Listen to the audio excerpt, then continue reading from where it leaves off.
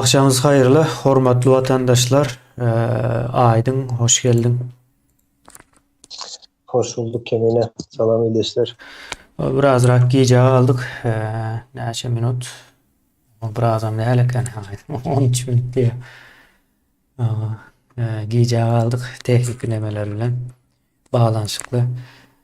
Bugün Aydın bilen hem sorular hem iyilleşlerimizin komentariyada yazan düşüncelerini ara almakçı her bazılarının oluşalı.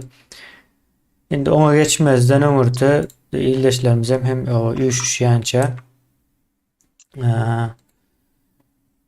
bir temany ele alýasda bugün hem konstitusiýa bilen baglanşykly diýen ýa-ni Aýdyn konstitusiýa diýsen adam kän görenok o kän görmeýänliginiň sebäbini aýdyp geçjek men häzir.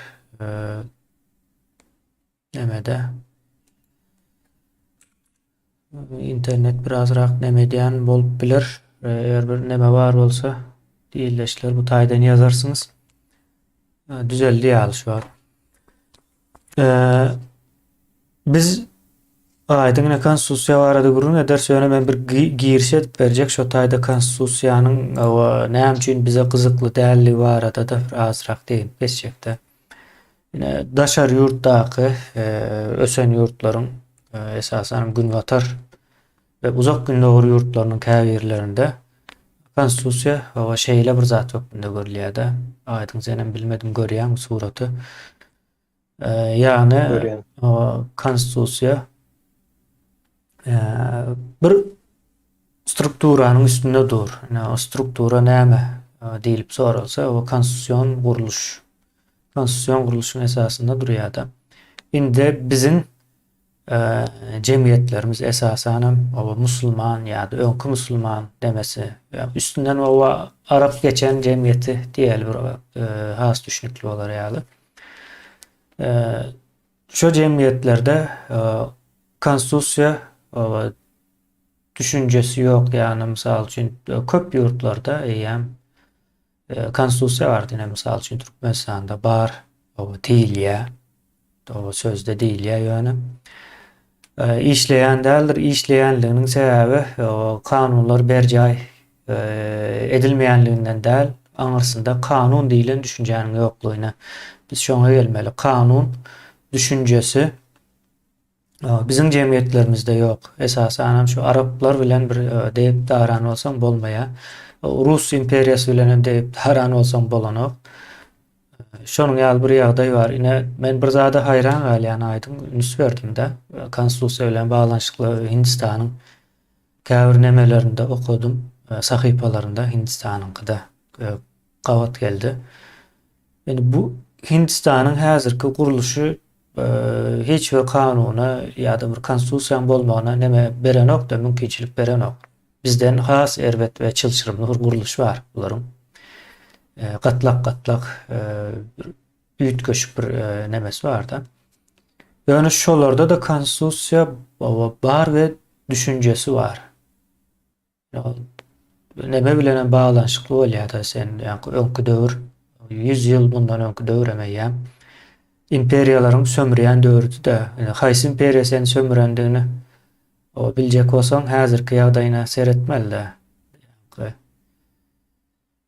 Näme diye tümden varım mı değil ya, tümden varım yani izah eden bir ýagdaý ýaly seyretmeli ama indi bizde kanun düşünjesiniň ýoklugy sebäplen konstitusiýa guruluşam ýok we şoň netijesinde konstitusiýa da ýok da. Kanun düşünjesini hemçin ýok diýip soramaly indi biz özümize. Soramaly zatymyz. Kanun bir taraplayın bolup bilenok da. Yine biz döwlet edýär, döwlet güýçli, döwletiň topragy ýa-da döwletiň edarasy diýilen söz bardyr. Şu söz bizim öňkü taryhymyzda bir totalitar görnüşde dolandyrylanyň suwutnamasy. Totalitar görünüş. Totalitar görünüş öňkü döwürlerde nähil bolýar diýip sorasaňyz, din häkim bolmaly, ondan soň padşahlar. Ýa-ni şu dine esaslanyp öňe çykýar. Aslında dine esaslanyp çykýan bolmagyna garamazdan, ýani görünmegine garamazdan şol padşahlar o dini öňe tutýandyrlar. Ýani şoň döredişler hem şolar bolup geçýär-de iň soňunda. Ulanjylar hem şolar bolýar. Boyun eýmem ýa-ni halka ýa-da şol döwrüň dili bilen raýata galýar. Bizde häzir hem şonuň kıyalakdyr aýdyň saňa tek söz bermäke ýönekeýärek girişetjek bolýanlar. Bizde häzir hem şonuň ýalydyr, ine prezidentiň buyrugy, prezidentiň karary, ýene bir zat sözler has öňe çykýandyr. O konstitusiýa o sözü çykýan däldir sebäbi asly ýok aňyrda biziň jemgyýetimizde, taryhymyzda ýok, görülmedik. Indi ýene bir deme tarapy bar. Dini jemgyýetlerde kanun bolup bilmeýär, kanun bir neme ýalyk bir zatdyr. Näme diýilýär? Kapyrlaryň düzgün ýaly bir zatdyr. Şonuň üçin aýdyň gabadan gelýänsiňdir. O demokratiýa nemelerin işi, kapırların işi diýilen ýalyk bir düşünje de bardyr. Son şo sebäpden günümizde bizimki ýaly jemgyýetleriň şu nemeden çykyp bilmeýänliginem netijesi bolupdyr bu düşünje özü. Indi dini jemgyýetlerde höküm bar, buyruk bar. Ýa-da padşahanyň nemesine gelinen wagtda o perman bar. Ýa-da padşahanyň karary bar. Şonuň daşynda hiç bir zat ýok, adamlarda hak hukuk ýok. Indi soňky 200 ýylyň içinde, esasen 200 diýip alaly teoretikler, 200 ýylyň içinde dören konstitusiýa bar, ýani konstitusiýon guruluş bardyr. Konstitusiýon guruluş demek halkyň näme öz ygtyýarlygy. Ýani ýurdun eýesi halk. Öňkü nemede ýurdun eýesi ýa Tanrynyň eline berilýär ýa-da bir padşahnyň eline berilýär. Padşah bilen Tanry ikisi bilelikde dolandyrýarlar. Ýani esasen diňe zulüm aslında dowam edýär da bu guruluşlar. Taryha seretseňiz zulümüň aňyry çägi ýok. Nemeler ýazgylar bar-da taryhyň içinde. Ne şeýleräk bir ýagdaý bar. Soň biz şo sebäplen näme konstitusiýanyň nämedigine, bu zatyň näme gerekdigine, nädip işleýändigine, näme esasynda işlemeligine, näme esasynda da işlemeýändigine düşünüp bilemiz o. Konstitusiýa boýunça diýilen o bir söz käwagt ulanylýar. Ýani onuň içini açyp okan ýa-da şo konstitusiýanyň bir çeşmesi bolmaly. Aýdyň iň köp tartışylýan bir zat bar. Nemäniň güýjüň çeşmesi nire diýip tartışylypdyr da, ýani konstitusiýon guruluşlarda. Öňe düşnükli ýani dini adamlary we padşahlar hasap edilipdir. Şeýle kabul edilipdir ýa-da. Ýani günümizde halkyň öz ygtyýarlygy ýa-da suvereniteti de sovereignty ýagdaýy bar. Indi bu taýda o güýçüň çeşmesi o näme diýip soralanda halk diýilýär. Sebäbi halkyň nemesi diýip aýdylýar. Ýöne şol halk aýdaly 5 milyon Türkmenistanda adam bar bolsa, şu 5 milyon adam birden nädip o dolandyrşyga gatnaşmaly diýilen soralar çykýar. Soň bu çeşmeni nädip näme direkt etmeli, ýani görüpdirmeli. Halkyň 5 milyon halkyň güýjüni nädip nemetmeli diýilen ýerde soň dokument görnüşinde ine şu konstitusiýa çykýar. Ýani konstitusiýon guruluşynyň netijesinde çykýan ekende, belki o birinji konstitusiýany ýazyp soň konstitusiýon guruluşy döreden ýurtlaram belki bolmagy mümkin, ýöne asyl bolmalysy beýleki görnüşde. Aýdyň sözü men saňa bereýin. Kemine birinci konstitusiyadan başlasam benim konstitusiya aslında ol işliğin neticesidir. Yani konstitusiya döredel deyip çıkan zat değil. Ona adam sonundan koyuldu konstitusiyan. Tarihte Rim'e seyredip bilersiniz. Kadim Rim değil yani. Zaman e, Gres vardır. O her iki Gres değil. Kadim Gres vardır. Yine şol yerlerde de bundan 2300-2500 yılın olur kenine. Yine konstitusiya ulanılandır. Yani o yerde tapavut vatandaş var, vatandaş olmayanlar var, kullar var yani katlak var. Konstitusiya tesir edip bilecek yani vatandaş sınıfında olanlar tesir edip bilecek olduğu göre. İndi konstitusiya kemine sözün manası yani bir kurucu ya da bir şekile mengzedip saklayan bir beden deyip periyod edilse doğru olur mu diye tercüme edilse. Yani devlet olmayan bilir atomların düzülümüne de konstitusiya değil yanlış mesela. Kuruluş Yanlış demek. yanılttılar.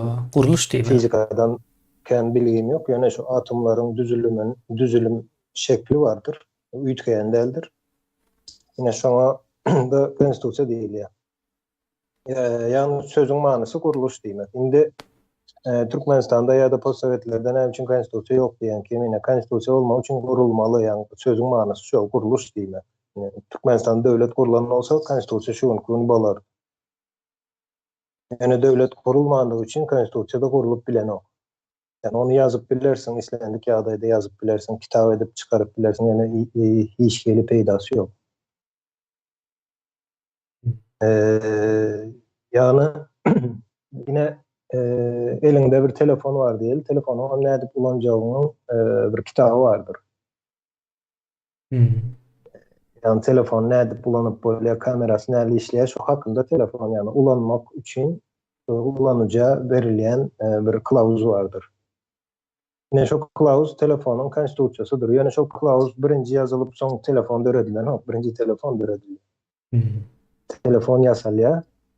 Ondan sonra yasalanda ne yasalan olsa şuna göre de yankı kılavuzu eklen. Kılavuzu diysem doğru oluyor mu kendine bilemem. Baba clause yani rule. Ulan, Ulanmağın kılavuzu yazılyandır şu yer en sonunda. Yani şu telefon için şu konstitusiyadır. Şunu hiç kadar bilmeyen. Misal için kameranı açan vaktiniz telefonu.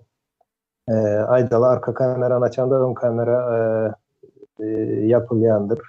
Ya da karışyandır diyelim. İşlemeyendir. Yani bu bir kanunu yani sonralık.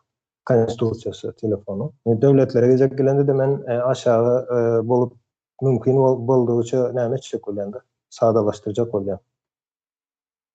Yani devlete gelecek gelende de kuruluş, birinci devlet kuruluyor. Sonuçta kurulan devletin neticesinde de konstitusiyası vardır. Şunun için devleti Birleşen Milletler Kuraması olsun, beylik devletler olsun kabul edilmek için onun konstitusya şerti vardır. Konstitusiyası devlet deyip yani yuridik şahs deyip kabul edilen o.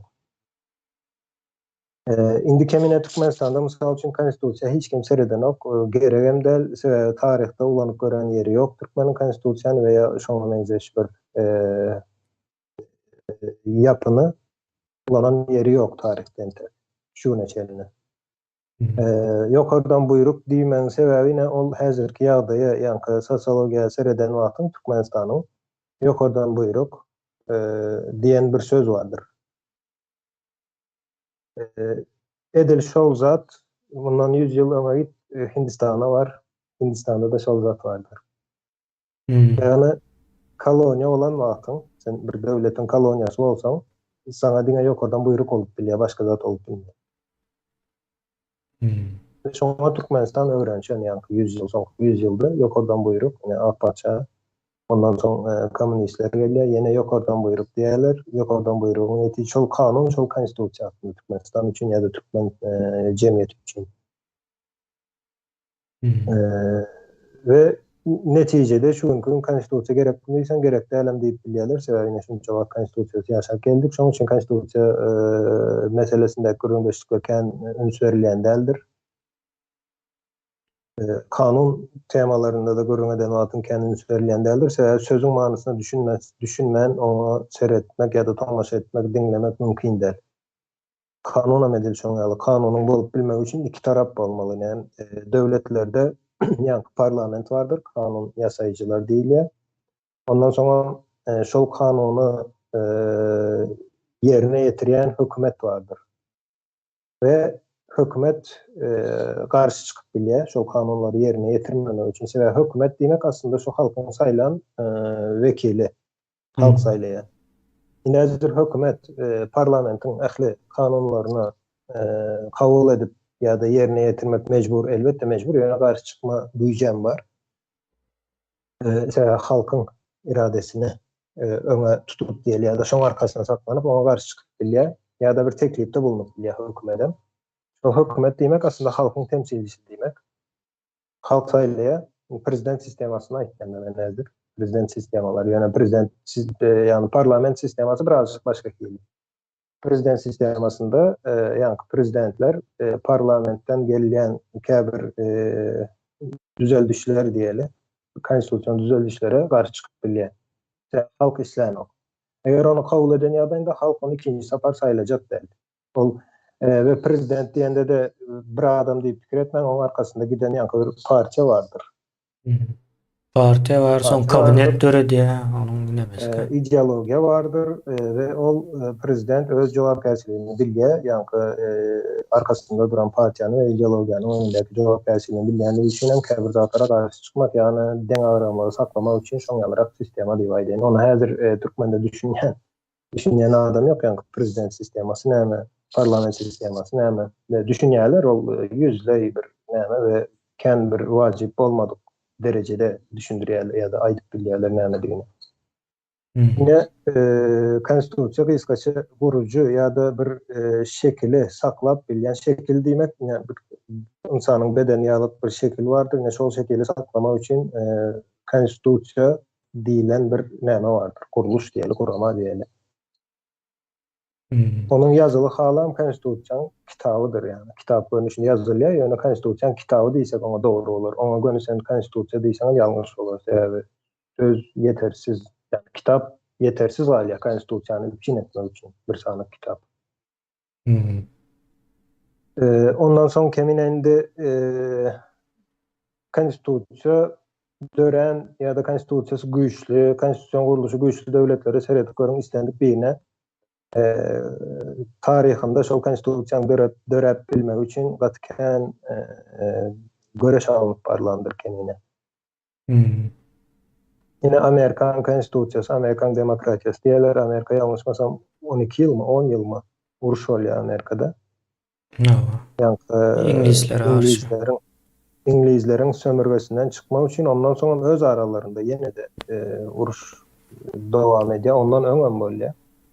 Yani şol problemalary çözüp bilen soň, yani 10 ýyl bir uruşdan soň ýene konstitusiýa diýip bir zat çykdy. Durduk yere özü düzeler diýer bizde. Öz özünden düzeljekmiş diýip pikir edilýän bir düşünje var. Öz özünden düzelme mümkinçiligi ýok. Düzelýän olsa 10 ýyl uruşmazlar o konstitusiýa üçin. Ýewropa seredip görüň, Ýewropaň hatta tarihine seyretseňiz Ýewropada gatykän uruşlar olandyr öz arasynda bolan. Yani öz arasynda diýsem o döwür şu wagtdaky döwletler ýokdy, başga hilirepdi, yani imperiýalary, başga hilirepdi, güýçleri başga hilirepdi, şu günküsünden ine şolaňam konstitusiýasynyň dörep bilmegi ýa-da şu günkü güne gelip bilmegi üçin gatykän bir tarihi bardyr. Ýalňyşmasam ýa-da açlyk döwürlerinde atalar çağalaryny goraýarlar. Yani şunu ýaý meseleler diýip, oňşusy ýa-da beýlekisi. Ya da et satılyan yerde insan eti satılan wagtlary Ýewropada tarihinde var. Yani şu zatlardan soň gelinipdir de şu günkü guruluşuna ya da şu günkü konstitusiýa. Indi kemine konstitusiýany gysgaça şoňalara da aýdyp bereli, sebäbi kän bir girip bilme mümkinçiligimiz ýok, wagtymyz gysga. Ondan soň haklar bardyr. İnsan hakları, yine haklar diýip bir zat bardyr. Hakyň nämedigini aýdyp geçelim gysgaça. Ne biz öz hakymyzy goramaly diýäs. Aslında bizim hakymyz ýok. Yani ýok zady gorajak bolmaly. hak kazanılýandyr. Nädip kazanylýar? Aýdaly siz işleýäňiz, bir telefon satyn alýaňyz, soň şu telefonu satyn alanyňyz üçin, ýani işläp satyn aldyňyz, belli bir wagtyňyzy, belli bir ýa-ni zähmetiňizi harjadyňyz we telefon aldyňyz. Şol telefon sizinkidir we şonu ulanmak sizin hakyňyzdyr. Ýani telefon sizin hakyňyz boldy. Goňşuňyzyň däl sizin hakyňyz. Näme üçin? Sebäbi garşylygynda bir zat öndürdiňiz ýa-da bir zatlar etdiňiz we telefonu özüňizinkidigini her kime, baş döwreňize kabul etdirdiňiz. Şondan soň telefon sizinkidir, sizin hakyňyzdyr. Ýöne men ýok telefonumy, telefon men hakym diýip äzi şonu gorajak bolsam, nämeni goraýyn men? Ýok telefonu. Ondan başga mysal üçin ine hak meselesinde ýanky siz aýdaly aşgazanyňyz agyrýar, size ýanky derman ýazyp berme haky doktorlarda bardyr. Her kimde ýokdur. O Ejeňde mysal üçin. Beýleki ya hatta ejeňde de şol hak ýokdur. Saňa derman ýazyp berme haky ýokdur. Doktorda bardyr şol hak. Näme üçin doktorda bar? Ol 5 ýyl ýa-da 6 ýyl ýa-da 7 ýyl okandyr, 10 ýyl okandyr. Soň bir ýerde ýanky praktikasyny geçendir we özüniň şol haky edinmek üçin göreşendir ýani. 30 ýyl diýelim. 30 ýylla şoň üçin göreşýär. 30 ýylyň soňunda şol haky edinýär ýani. Size derman ýazyp berme haky edinýär doktorumuz. Yine 30 ýylda işläp. Yine şu gün yine bir misal Ukraina misalında Orsiýa eger Ukrainany dolu basyp alyp bilen bolsa we dünýä ýanky ünwatar döwletlerine de garşylyk görkezip şolardan hem özüni gorap bilen bolsa, onda Ukraina Russiýanyň haky bolardy.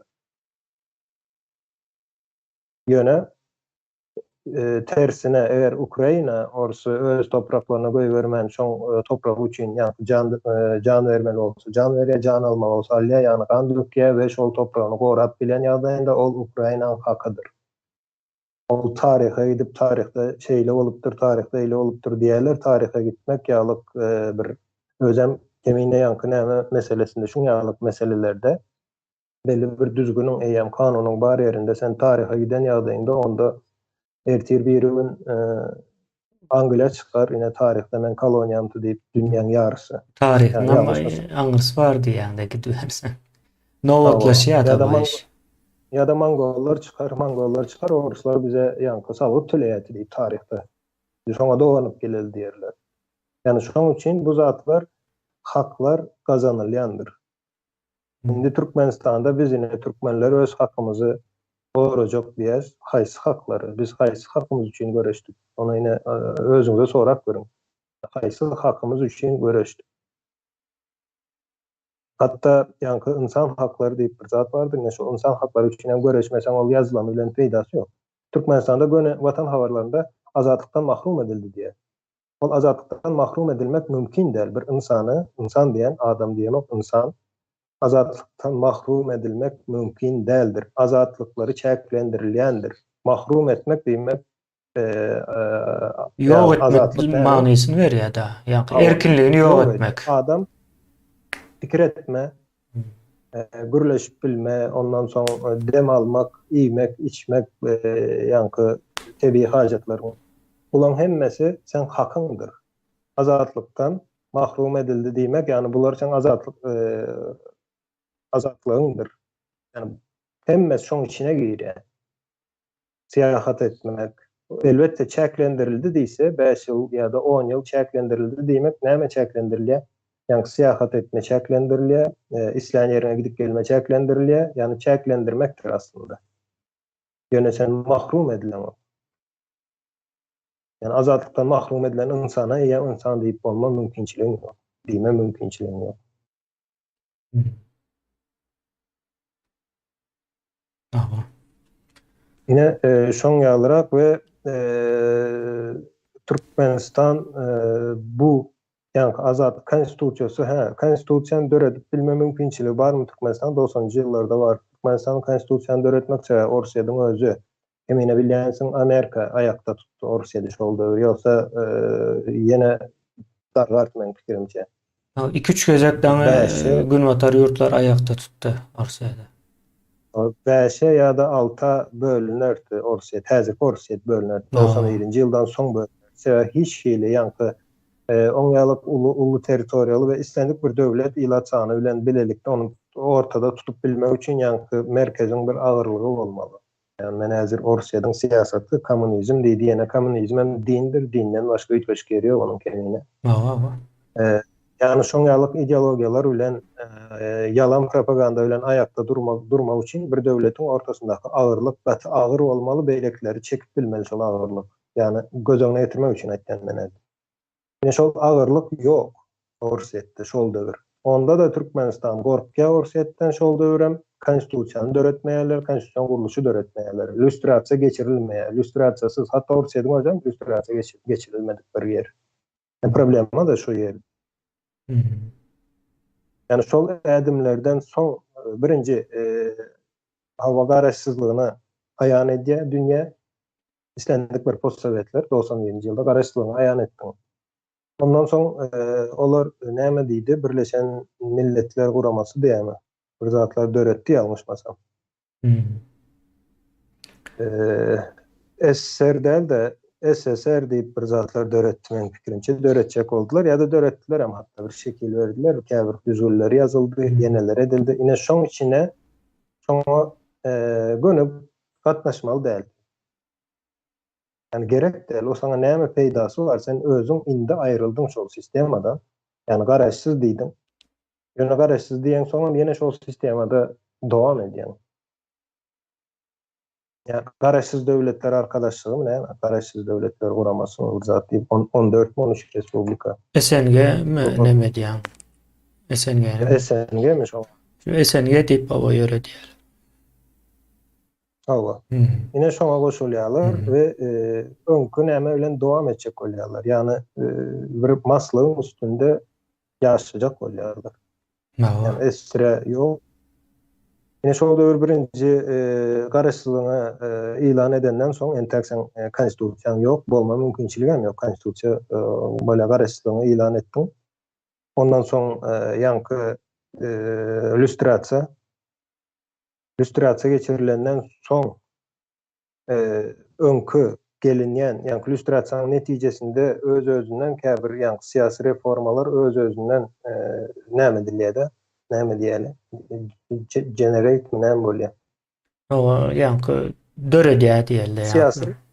Syýasy reformany öz-özünden döretýär. Lüstrasiýa dilen ýagdaýynda. Sen ondan soň ykdysady reformalaryň we öňküsine düýbünden meňzetmeli däl. Bilmem edil şoň ýalyk. Bularyň hemme zady şu öňküsü ýalyk dowam edýärdi. Şondan soň konstitusiýa guruluş dörep bilýär. We şol döwrüne lüstrasiýa bolan bolsa, iste-istememe kemine garşy toparlar çykardy. En azından Türkmenistanda ýanky aýagy ýere basyp biljek 2 sanaty partiýa dörerdi. Bire ýalňyşmasam sosialist partiýa bolardy. Hökmany suratda. Gaçynylma. SSR'den aýrylan bilen entek kelleler şol tarapda ýa.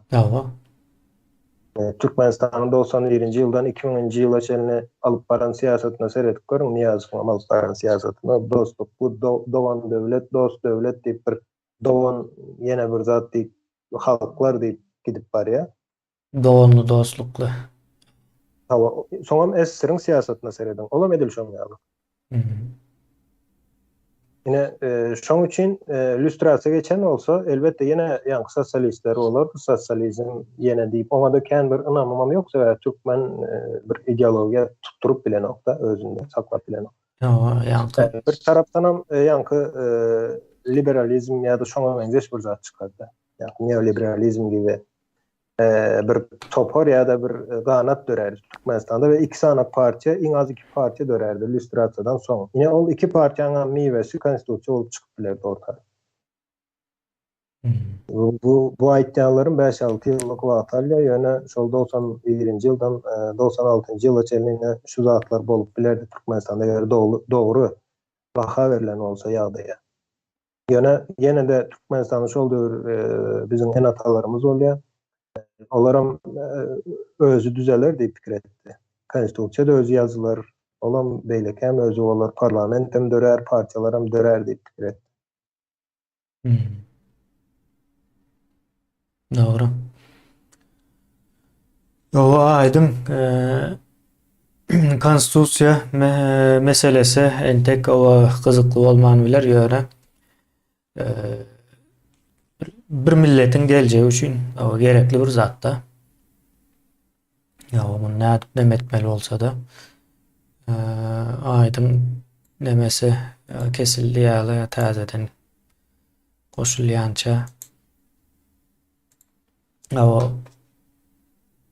o mana aýdylanda konstitusiýa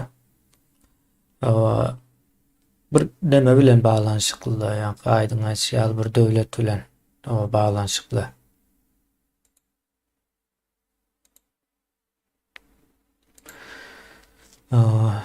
Soň bana aýdymam gelýär. Yine men sesim gelýärmi? Ha, gelýär şu wagt o. Gelýär. Bağışlarsın. Arada çıkıyor şeydi. Ya. İnternet o goşap nemetse çıkıverýän eken bunda. Soň aýdym biz o neme geçivereli kommentariýalar bilen nemetmäni.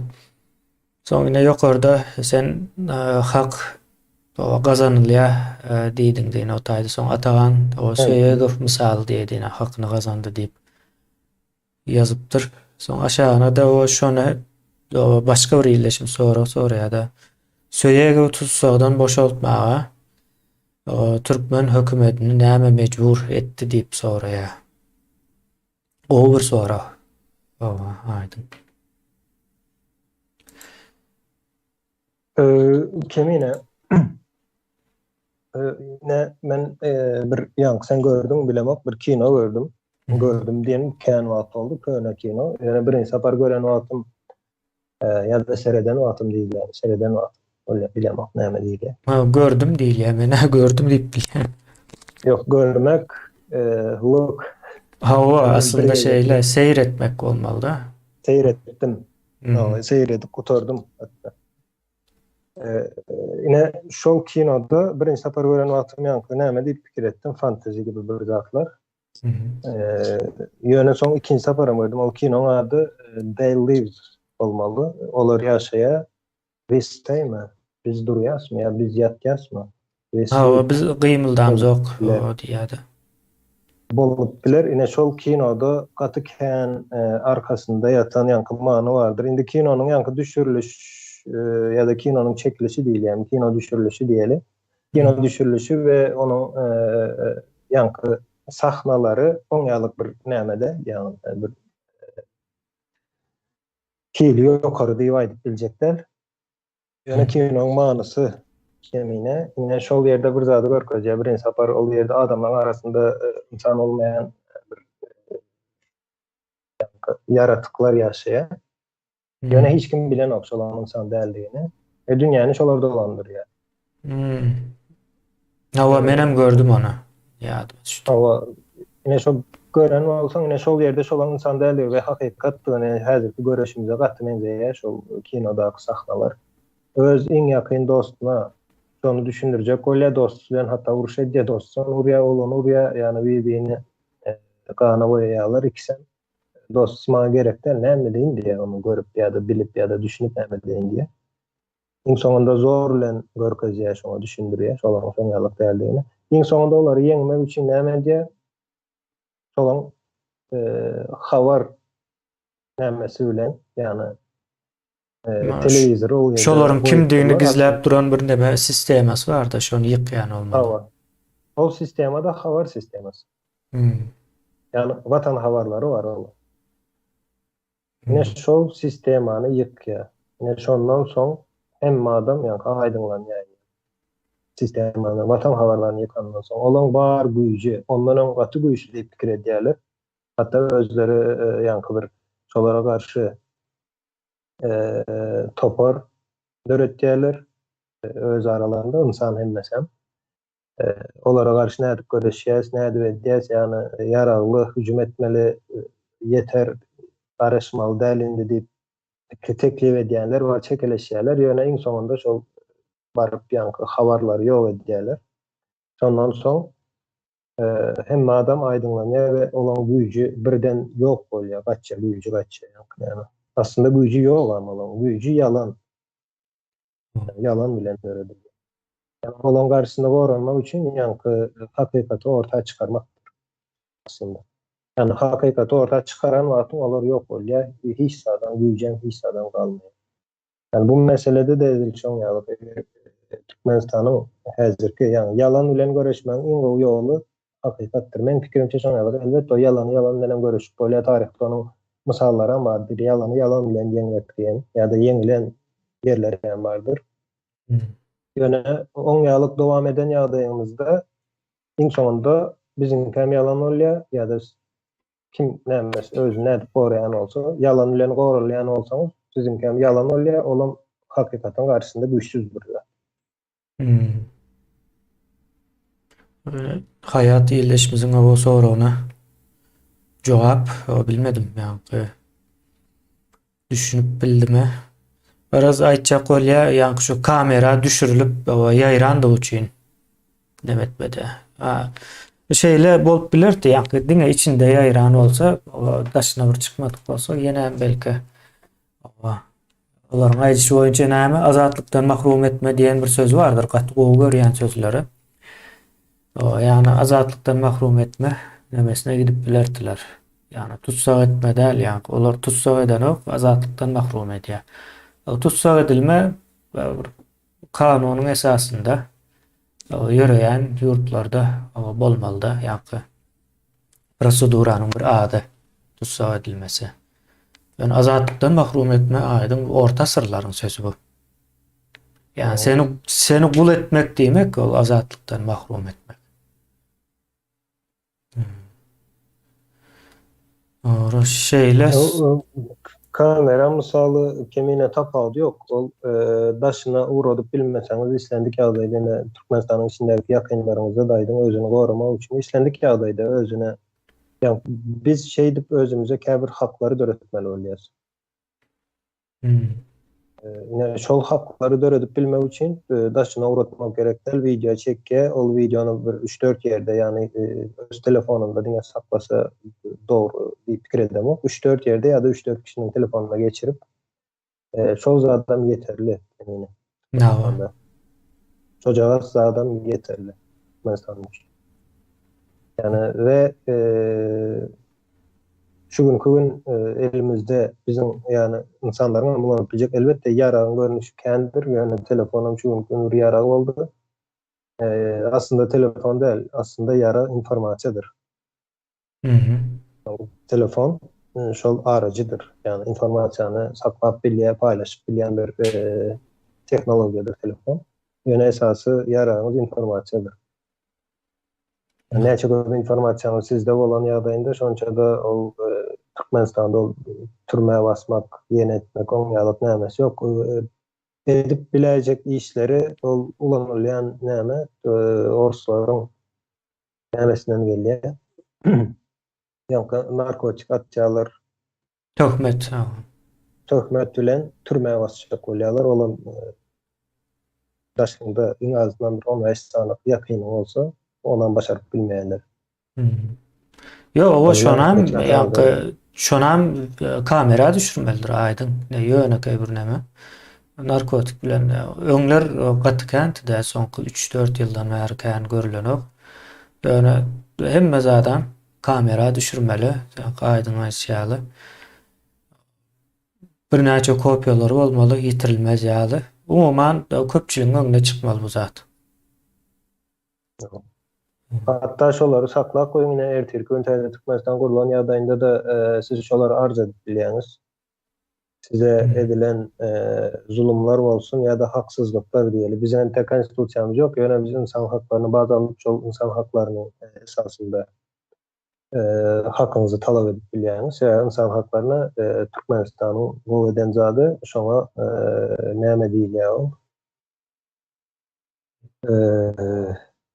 Koşuldu diyelim Türkmenistan. Yok koşulmasa da aydın ýa-ni sen aýdyp geçdiň de Bir insan o doğulup bilýän bolsa, dem alyp bilýän bolsa, burnu bar bolsa, gözü bar bolsa, gulagy bar bolsa bu zatlar ulanması üçin gerek doğru değil mi? Peýdalanmaly, özüni goramaly. Orada göz bilen görüp, kulak bilen eşitip, iýs almak, taam almak bu insanyň haklarynyň öz özünden döremegine sebäp bolýan zatlar bular. Indi men bir Ýewropadaky insanlaryň edip bilýän zadyny edip bilme mümkinçiligim barkan näme o gidip samsyk polisiýanyň nemesine düşmeli we bütün ömrüm kül bolmaly. Ýa hak şo taýda özem döreýär, öz özünden. Insanyň haky döreýär. O kanun eýen başga zat bolup gidýär. Kanun insan haklarynyň esasynda ortaga goýulan näme diýdik? Bir hemmäniň bähbidini bir ara getirip jemleýän o hukuk meselesiniň esasynda döreýär kanunlar. Kanun diýmek düzgün tertipler diýmek bolýar. O meselede son girerse aydın belki ben özüme ayratayım çıkış edende de. Ya biz kanun diýende hemme zady konstitusiýa hem kanun hükmünde görýäs. O polisiýanyň seni ýolda duruzmasyna hem kanun diýip bilýär, hemme zady kanun diýip bilýäs de. Olam nemerak galýa. Gaty ýöneköý bolup galýa. Kanun bilen boýunça ýaşamandygymyzyň ýa-da kanuna näme üçin düşünmeýänligimiziň sebäbi. Son bir soru bar. Täze Türkmenistanda täze konstitusiýa ýazylarmy diýär aýdyň buna. Sen jogapla. Täze Türkmenistanda täze konstitusiýa ýazylarmy? Täze Türkmenistanda aslında täze konstitusiýa däl, konstitusiýa ýazylar. Yazılar diýsek yine ýalňyş bolýar. Döre edilmeli ýa-da döremeli. Maksadymyz şol bolmaly. Yani täze Türkmenistan dokumendi diýsen, o ýalňyş bolmaz, şahadatnamasy bolýar-da. Yani konstitusiýa bir ýurdun şahadatnamasydyr. Şol ýurdun nämedigini görkezýän bir ýa-da näli ýaşalýar şol ýerde şonu öňe sürýän ýa-da görkezýän bir şahadatnama diýsek bolýar. Ol täze diýip adlandyrmagyň näme üçin men halamak, sebäbi öňden bar bir zady täzelep bolýandyr. Yani belki de birinji sapar ýazylan zady täze diýsek dogry bolarmy bilemok, belki bolýandyr täze konstitusiýa. Ýöne şu konstitusiýa ýazylmaly däldir, konstitusiýa döredilmelidir. Yani bu işin sonunda konstitusiýa dörejekdir. Konstitusiýa guruluşy dikeltmek maksat Türkmenistanda. Konstitusiýa guruluşyň bar ýerinde konstitusiýa öz özünden dörer. Yani maksadımız eğer bizim konstitusiýa yazmak bolsa, onu 2 günde oturar ýazarsyň. Hiç ol 2 günde yazılan konstitusiýa elbet olur diýip pikir etmezse konstitusiýany bilýänler ýa-da düşünýänler bardyr. Şolary bir ara getirersiň 2 günün içinde sana konstitusiýa ýazyp berer. Konstitusiýa oňalyk bir çylşyňly bir zadam däldir. Konstitusiýada mysal üçin Türkmenistanyň Jenayet kodeksi, Türkmenistanyň Jenayet kodeksinde görkezlendir diýip geçen bir sözden bilen, ýani o Jenayet kodeksi aýdaly ýene 105 madda, 200 madda, 500 madda bolup biler. Yani şoň üçin konstitusiýany ýazmak iň aňsat ýeridir. Ýazylmaly, özüniň kitaba geçirilmeli. ýa-da jar edilmeli. Iň aňsat tarapydyr, iň aňsat ýeridir, öz özünden bolýandyr. Yani näme meselet görün, ýene men Amerikadan mysal bereýin. Amerikada konstitusiýa ýazmak üçin ýola çykdan nämeler? Garaşsyz olmak üçin, garaşsyzlyk üçin ýola çykandyrlar. Garaşsyzlyk ýani hawa garaşsyzlyk diýilýär. O ıhtiýarlygyň halkyň eline geçmesi üçin. Garaşsyz bolmak üçin ýola çykandyrlar. Ýöne iň soňunda käbir problemalar bardyr. Öz aralarynda ılalaşyp bilenoklar iň soňunda da şol orta konstitusiýa çykýandyr. Onam ýalňyşmasam 2-3 adam bolup ýazýarlar.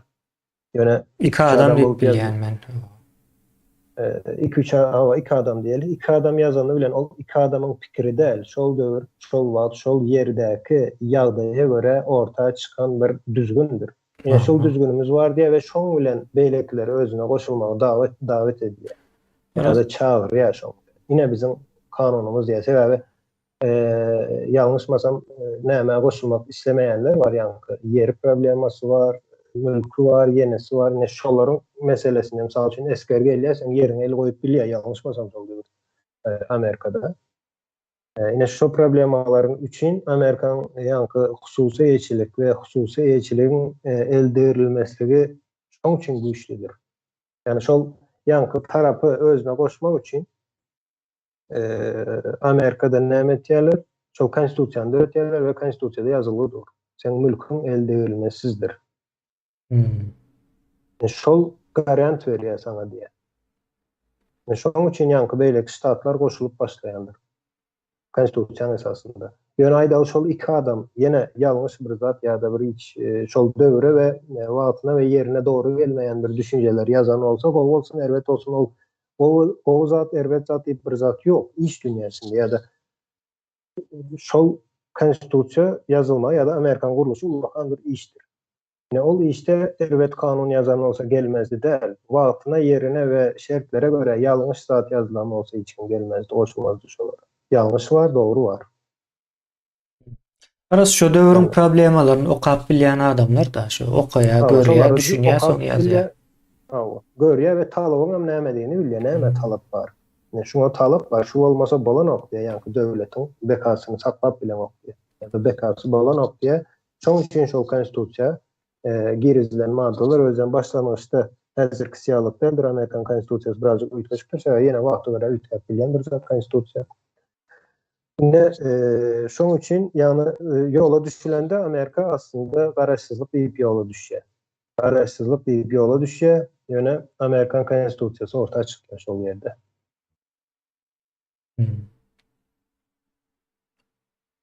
Öyle.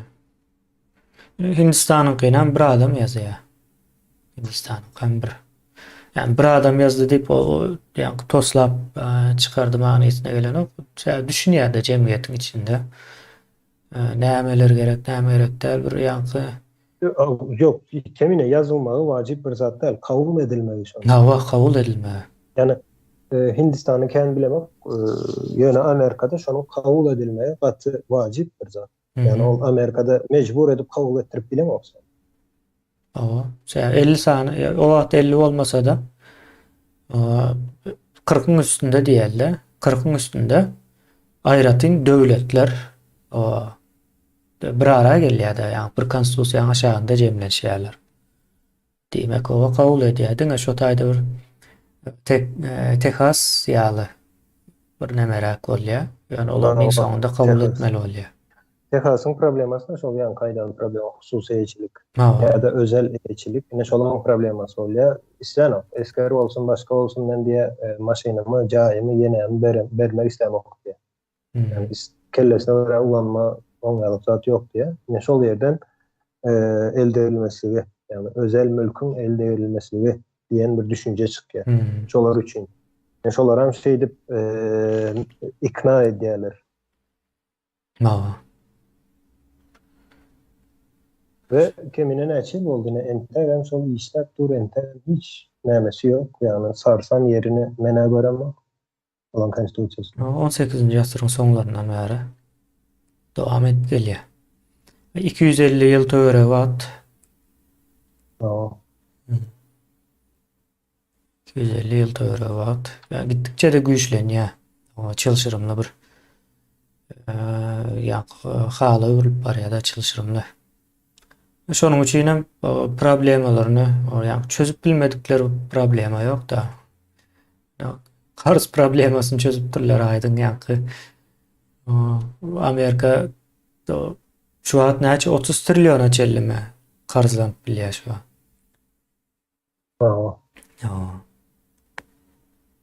Kredi ýa 30 trilliona çelli. Nämen hasabyna şu kanunlaryň düýpli işleýänliginiň hasabyna. Kanunlar işleýär diýip şonça o karz näme kesilýär-de. Ýöne aňyrsyn ýere gitjek o bilemok.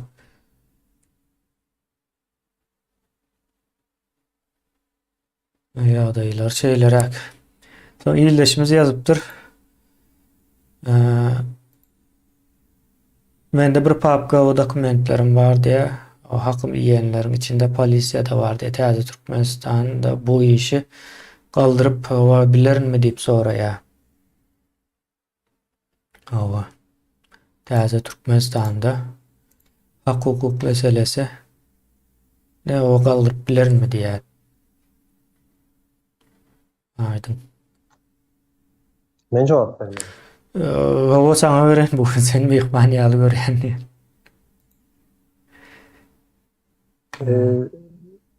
Elbette yankı nämesi vardır. Täze Türkmenistan'da islendik dawanıza, yani islendik dawanız bilen yüz tutup bilersiniz. Kaziyet değil yani kenine. Hava. Kaziyete islendik dawanız bilen yüz tutup bilersiniz. Ol mümkindir ve karşı tarafın goranma şol nämeden goranma mümkinçiligi vardır. Belki Ya da töhmet bolup biler hava. azatlığı vardır. Belki hava senin elindeki dokumentlerin nämedigini bilemiz yok. Ýöne dokumentlerin yeterli bolsa, şoň günäkärdigini suwut etýän dokumentlerin yeterli diýip kabul edilýänse, olam şoňa Täze Türkmenistanyň kanunlaryna görä cezasyny çeker. Ýöne aýdaly sen elinde ýa-da lüstrasiýa diýişli dokumentin bar bolsa, ýa-da beýleki tribunala diýişli dokumentin bar bolsa, ol eýem başga bir nämedir, ol eýem Täze Türkmenistan kanunlarında o başka bir boyutta işleyecektir. Olur ikisi. Ol yere değişti olsa da sen ol yere onları teklif etmeli olayan ya da tavsırmalı olayan diyelim. Yani kişileri ya da kişi olsa bir kişinin tavsırmalı olayan ol yere. Yani biz Täze Türkmenistan'ı kurmak için hazır bir rejim var. Yine şol rejimi yıkmalı. Ondan sonra araç saçılığı işi vardır. Rejimin yani sonundan kalan parazitlerine araç salamalıdır. Başka hili mümkün değil. Siz fikir etmeyin. Borla edip geçip gidip yine yaşayıp biliriz deyip yok mümkün değil olacak. Bağışlaşıp yok yani. Yani bağışlamak diyen bir düşünce de yanlış bir zat. Yani ben fikrimce. Ve yine şu günümüze seyredip görün. Hazır Türkmenistan'ın yağdayını. O başka bir yerde olan olsa bu zatlar. Fransa şu vakalarından sıyım veriyorsunuz. Fransa vakalarına. Yani Fransa'da bir öldürülüyor. Şol vaka Türkmenistan'da bolan yağdayında o aydartılar özü içkilidir. Yani günahını o yükleyecek oluyorlar. Tapağı da yok. Sen içkili ol. Hatta şol adam öldüren olsa da yani bizde aydiler ya türmedekilen, gurumedilen ay olan özleren bir zat edendir. Hep olan bir zat etmeninde de sen salgıtların bilen devletin hazinasından aile alyan ve şol yerdeki kişilerin islendik kişinin yani o cinayetçi olup biler ya da cinayetkar değil yani. Şov olup biler, mulim olup biler, çağa olup biler, garrı olup biler ya da birinin mazarı olup biler. Tapağı yok. Şolan hopsuzluğunu korumak için bir örgütün var. Polisiya örgütü değil. Ona sen hazinadan pul tölenýär olarak, olar şolary goraymalı. Yani elbette polisiýanyň işi ansady işler ýöne. Şol uniformany giydimi, şol işi edäýmeli. Şertnama bol çekdimi, şol işi edäýmeli. Hemmeni goramaly olan işi şol. Ýöne ol goramaly adamyny öldürýän bolsa polisiýa. O tapağı yok. Ol yerde sonra o polisiýany öldüren kişisi cinayetçi, içkili ya da adam öldürüpdir de o polisiýan eden işine. Yani ol edip biler beýleki adam sebäbi hiç yerde kasam içmedi, kasam etmedi men etjekden diýip. Ya da sen kanunun näme üçin var onda? Eğer bir adam kanunu bozan ýagdaýynda polisiýan gelip sen onu öldürecek olsa, onda sen kanunun näme üçin var, kaziyetin näme üçin var? Yani kaziyetin hem legitimistine yok edýär, yer bilen bir edýär, yani polisiýan eden işi ya da eden hereketi. Yani şoň üçin şonu sorgulap, yani şunu pikir edip bilýär Fransiýanyň ilaty. Bu polisiýa onu öldür. Hiç kim diýen ok. O özü nämedir ya da özü günäkär diýen adam ýok şol. Ya da habarçy jurnalistler çıkaran ok bunu bu wakany. Yani hiç bir günahın cezası ölüm değil. Hawa sebäbi oňalyk bir zat ýok. Şoň üçin bu yani Türkmenistan'da olan ýagdaýynda kemine adamlar hiç nämeden oyna şu günkü hem ýagdaýymyz ine Fransiyada bir adam öldürilýär. Türkmenistan'da ilat ikiye bölündi. Yani ilatı häzir ýarysy daşarda, içindekileri eklemek üçin daşarda gulçuluk edilýär. İçindekileri iyi içip bilsin diye. Ve hiç kim buna sesini çıkaran yok. Bu zat kovu zat kovu değil de näme diýil ýa ordinary bir näme diýip pikir edýärler. Ýaşaýyşyň görünüşi diýip. Adaty bir ýagdaý. Adat ýagdaý diýip pikir edýärler. Bu adat ýagdaý diýip bunu kabul etseňiz onda ertir bir gün içinizden 4-5 kişini öldüren bilen moda adat ýagdaý diýeriz. Karşı tarafın isteýäni hem şol. Karşı taraf şol düşünjäni size berip bilýän bolsa, olary isad etmek mümkin de. Yine kaçan da bu zatları doğru görüp başlayan vaktin doğru pikir etmek değil ya. Doğru pikir edip bilen vaktin batansak bu hemen rejimin yıkılmağı. Häzir söyleyen olsanız Türkmenistan yoşluk bilen yankı hemen taraf gidip başlanır Xitay'a taraf. Oruslar näme berýär bulara? Maşyny diýdi. Näme şo? KAMAZ mı? Kamaz. KAMAZ diýdi, ýene diýdi, şoňalyk maşynlary Orusdan alýar, şu wagt seredip görüň diýen Xitaydan gelýändir.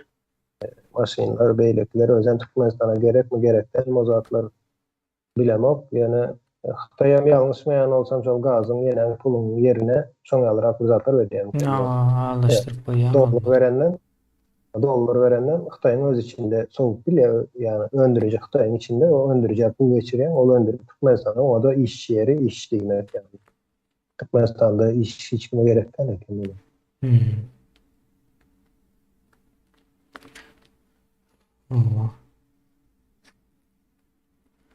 Ýagdaýlar o şeylerek önemede.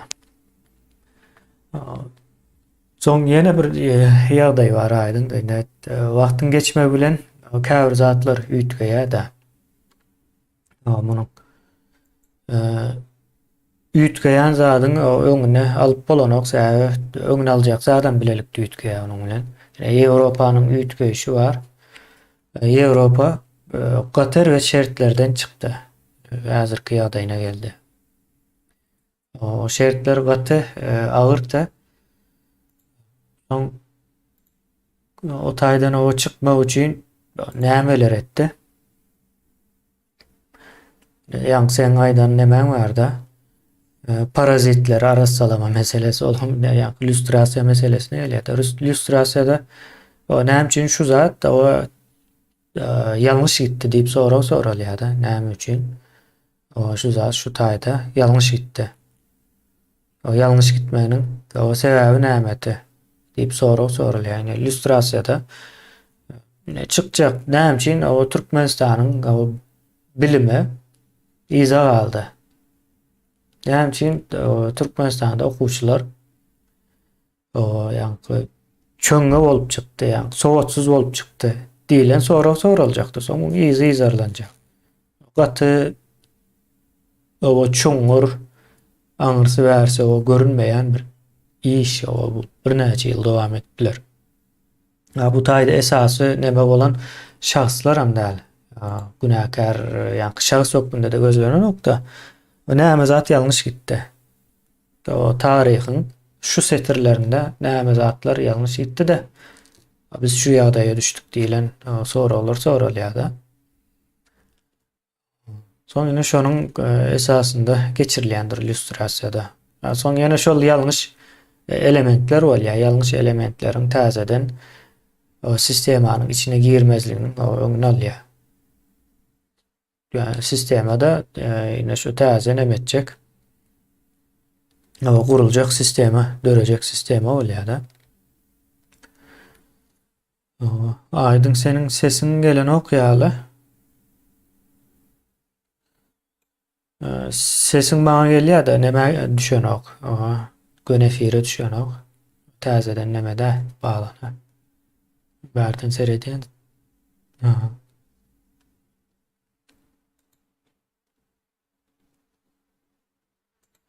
Aydın internetinde bir problemi var bugün. Düşünüşüm boyunca. Şubat düşýärmi? Hava şu an geldi.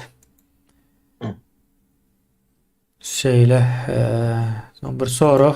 O, Menin yoldaşım o İspanlı bolsa, İspanyalı bolsa, täze Türkmenistana grajdanstywa alyp bilermi diýe, iki grajdanstywa bolup bilermi diýip soraýar. Hmm. No. Kemine ol sonra bilen jogap beren şu iki grajdanstwany Türkmen jemgyýeti göterip bilermi ýa-da berip bilermi? Hmm. Yani ine näme vardır? Ölüm cezası vardır. Ölüm cezası gadagandyr. Yani ölüm cezası e, bolmalıdır. Yani üstlendik bir. Eğer haysam olsa bir yerde ölüm cezası bar olsa konstitusiýasynda ýa-da konstitusiýon guruluşunda diýelim. Ölüm cezası bar olsa ve şol ceza berilýän olsa diýmek ol ýerdäki ýanky näme diýilýär? Adwokatlar we kaziyeti, prokuraturası şu derece yukarı öten diýmekdir aslında. Hmm. Yani sen grajdanstwada berip bilmek için ol Türkmenistanyň yani istihbaratı diýilýär. Çok Hmm. istihbaratından başlap ondan soň göçe seredýän guramalara çeline kompetensiyasy yetmeli şoňa grajdanstwa bermek ýa-da watandaşlyk bermek ansat bir iş däldir. Hmm. Käbir döwletlerde pulun olsa vatandaş bolup bilýän olaram çäresiz diýip pikir edýänden, çäresizlikden ýanky pul gerekdir olara. Pulla Türkiye'ye satyn alak alýan misal üçün. grajdanstwa, hawa. O çäresizlik demek ýa-da kriziň içindedir demek. Ýöne döwletiň guruluşy, döwletiň ýanky nämeleri täsir edýär. Elbetde ol grajdanstwadan öňünje ýanky näme diýilýär şoňa? Ýaşamak mümkinçiligi ýa-da ýaşama haky. Türkmenistan territoriýasynda ýaşama haky beýle. Grajdiňe ses berip bilenok, Hmm. ýanky nämelerde, saýlawlarda gatnaşyp bilenok, başga hemme haklara eýe bolar ýalyk bir statusy getirmek kyn zat däl. Ýöne watandaşlyk başga bir zatdyr. Misal Ol berip üçün bilmez Günorta Türkmenistanyň Koreýe täze Türkmenistan. Hı. Günorta Koreýe beren ok hiç kime de bermeýän eken watandaşlyk. Ýaşama hak berýär. Yani beren ok sebäplerine seretmek gerekli aydın. Ya da yine şu an O göç probleması var ya dünyada. Şu göç probleması o sebeple şeyle bir zatlar teklif edilýär da. Türkiýede de şonuň ýaly teklipler boldy ýöne kan üns verilmedi. Ýöne üns vermeli bolarlar. Yani daşary ýurtdan gelen täze watandaş bolan adam watandaşlyk berilýän bolsa da şonuň ses verme hukuky 10 ýyldan soň bolmaly diýär. Elbette. Sebäbi vatandaşlygyň şertem joňalyk 10 ýyl ýalyk bir wagtda ýaşandan soň belki watandaşlyk ýani 10 ýyl 5 ýyl dan soň watandaşlyk bolup bilýär. Sebäbi näme diýeň, döwletiň durnuklugyny bozup bilýän bir ýagdaýdyr. Hmm. Puluna satyp başlasaň watandaşlygy Türkmenistany satyn alyp bolýar diýmek. Pulu var adam satın alıp bilýär diýmek. Sebäbi demokratiýany getiren olar ses vermene geçecektir. Menen pulum bar, aýdaly 5 milyon adamy şol ýere sokdum diýelim. Vatandaş etdim 5 milyon. Türkmenistanyň ilaty şunkun 4 milyon, 5 milyon olar girse Türkmenistan döne olan eline geçecek. Haýsam bolsa, haýsy bir ýa kişiler bolsa da tapagy ýok. Şoň üçin vatandaşlaryň şoň ýaly bir problemler bardyr. Ýöne elbet ol vatandaşlyk bolmagyny vatandaşlyk alıp biler ýagdaýa gelme Türkmenistana gowuzatdyr. Sebäbi aýdaly doktor vardır, injener vardır. Olara sen vatandaşlyk yani berýän bolsaň ne şoň ýalyk adamlara akylly, huşy ýerinde we bir Türkmenistan üçin ilat üçin bir goşant goşup biljek adamlara vatandaşlyk bermek şerti getirilmelidir. Ýöne o şertde näme diýilýär? Deňlik ýok diýip yine deyip olan käbir problemaları döredip bile yani ulus international nämede arenada. Ona veren ok diyen yalı. Şoň üçin aňsatdaldyr vatandaşlyk bermek ýöne oň ýerine ýankyýarlyk elbetde ýöne çağaňyz tapaw ýok. Dünýäniň niresinde de bolsun o çağa ýanky gönüden göni tükmezden vatandaşy bolup doğulmalıdır. Ýöne soň 18 ýaşyndan soň ýokma gerek däldiýse bu vatandaşlykdan çykyp biler. Öz islevi bilen ýa-da başga biriniň islevi bilen hiç kim vatandaşlykdan çykarylýan däldir. Şeýle bir mesele de var da aydın öňümizde. Şu an Vatikan esasen aýallaryň arasynda daşar ýurtda durmuş guranlar var da esasen Türkiýede Vatikan. Bular öňümüzdäki nemelerde hak talap ederler, etmeler. Şu meselede Indi şolaň sen ine maşgalaryny bozup bilmeýän maşgala bolupdyň. Şoň üçin oň ýalyk ýagdaýlarda Türkmenistan watandaşy öýlen başga bir döwletiň watandaşy öýlenen ýagdaýynda oňa ýani öýlenenden soň elbetde käbir näme diýler prosedury bolar. Olam ýeňil şekilde bolmaly. Türkmenistana girme çıkma hiç gibi probleması olmalı. İslen vakti girip islen vakta çelinem kalıp bilme mümkünçülük olmalı Türkmenistan'da.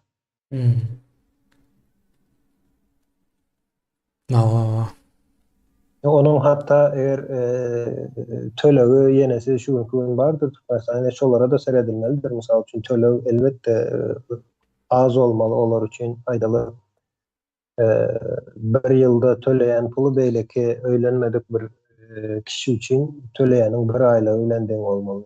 Birinci. Az olmalı. Olan maşgalası var. Yani Türkiye'de öýlenendir ya da bu da şeýlerde öýlenendir. Olan çağalara yani avtomatik ýagdaýda mesela vatandaşıdırlar.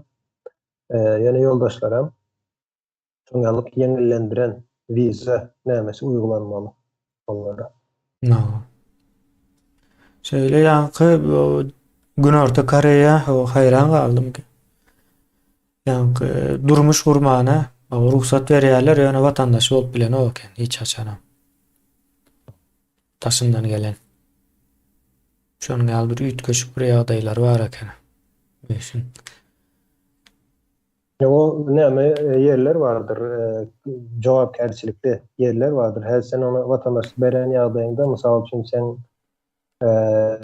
yankı tarihine sen geçmişine eýe olmadık biri ya da şol yere eýe olmadık biri ve şol rahatın özünde senem nämesi var yani sen ilatyň arasında da ady geçýär beýleki bir ilatyň arasında da ady geçýär diýeli şoň ýalyk biriniň aýdaly näme bolanyny göz öňüne getir. Premier minister ya da yine vatandaşlyk berdiň diýmek şolara da şans verdim ya da şans diýmeli, şolara da mümkinçilik vermek diýmek. Şoň üçin ine şoň ýalyk problemalary döredip bilýär ýöne näme üçin ýa-da vatandaşlyk bolmanam, ýani maksady şol däl bolsa diýelim, vatandaşlyk näme gerek olar?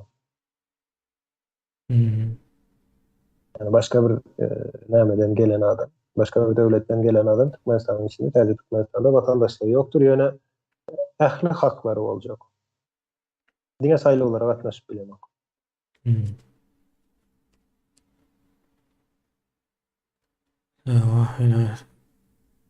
Ýoksam Türkiýedäki ýaly näme başyna gelip bilýär. O nämäni bozýar da ýurdun içki siýasatyny, toplumsal siýasatyny hemme zadyny bozýar. O gaterbet bir zat. Ýewropadaky bolýan zatlar, ýa-ni Fransiýada bolýan zat şoň bilen baglanyşykly. Aňsat bu jemgyýetler nämäde goşulyşyp gidýän bilen ok. Näçinji ýylda gitdiler? 70-mi 60-njy ýyllardan gitdimi Türkiýeden Germaniýa. Şonça ýyl ben pikir edin eýem aradan iň az bir 50 ýyl, 60 ýyl töre wagt geçdi. Şondan bäri hiç näme bilen oklar.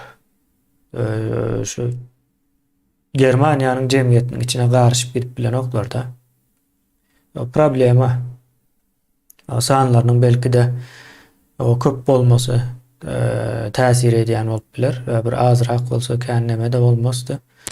Şonuň ýaly bir ýagdaýlar bar.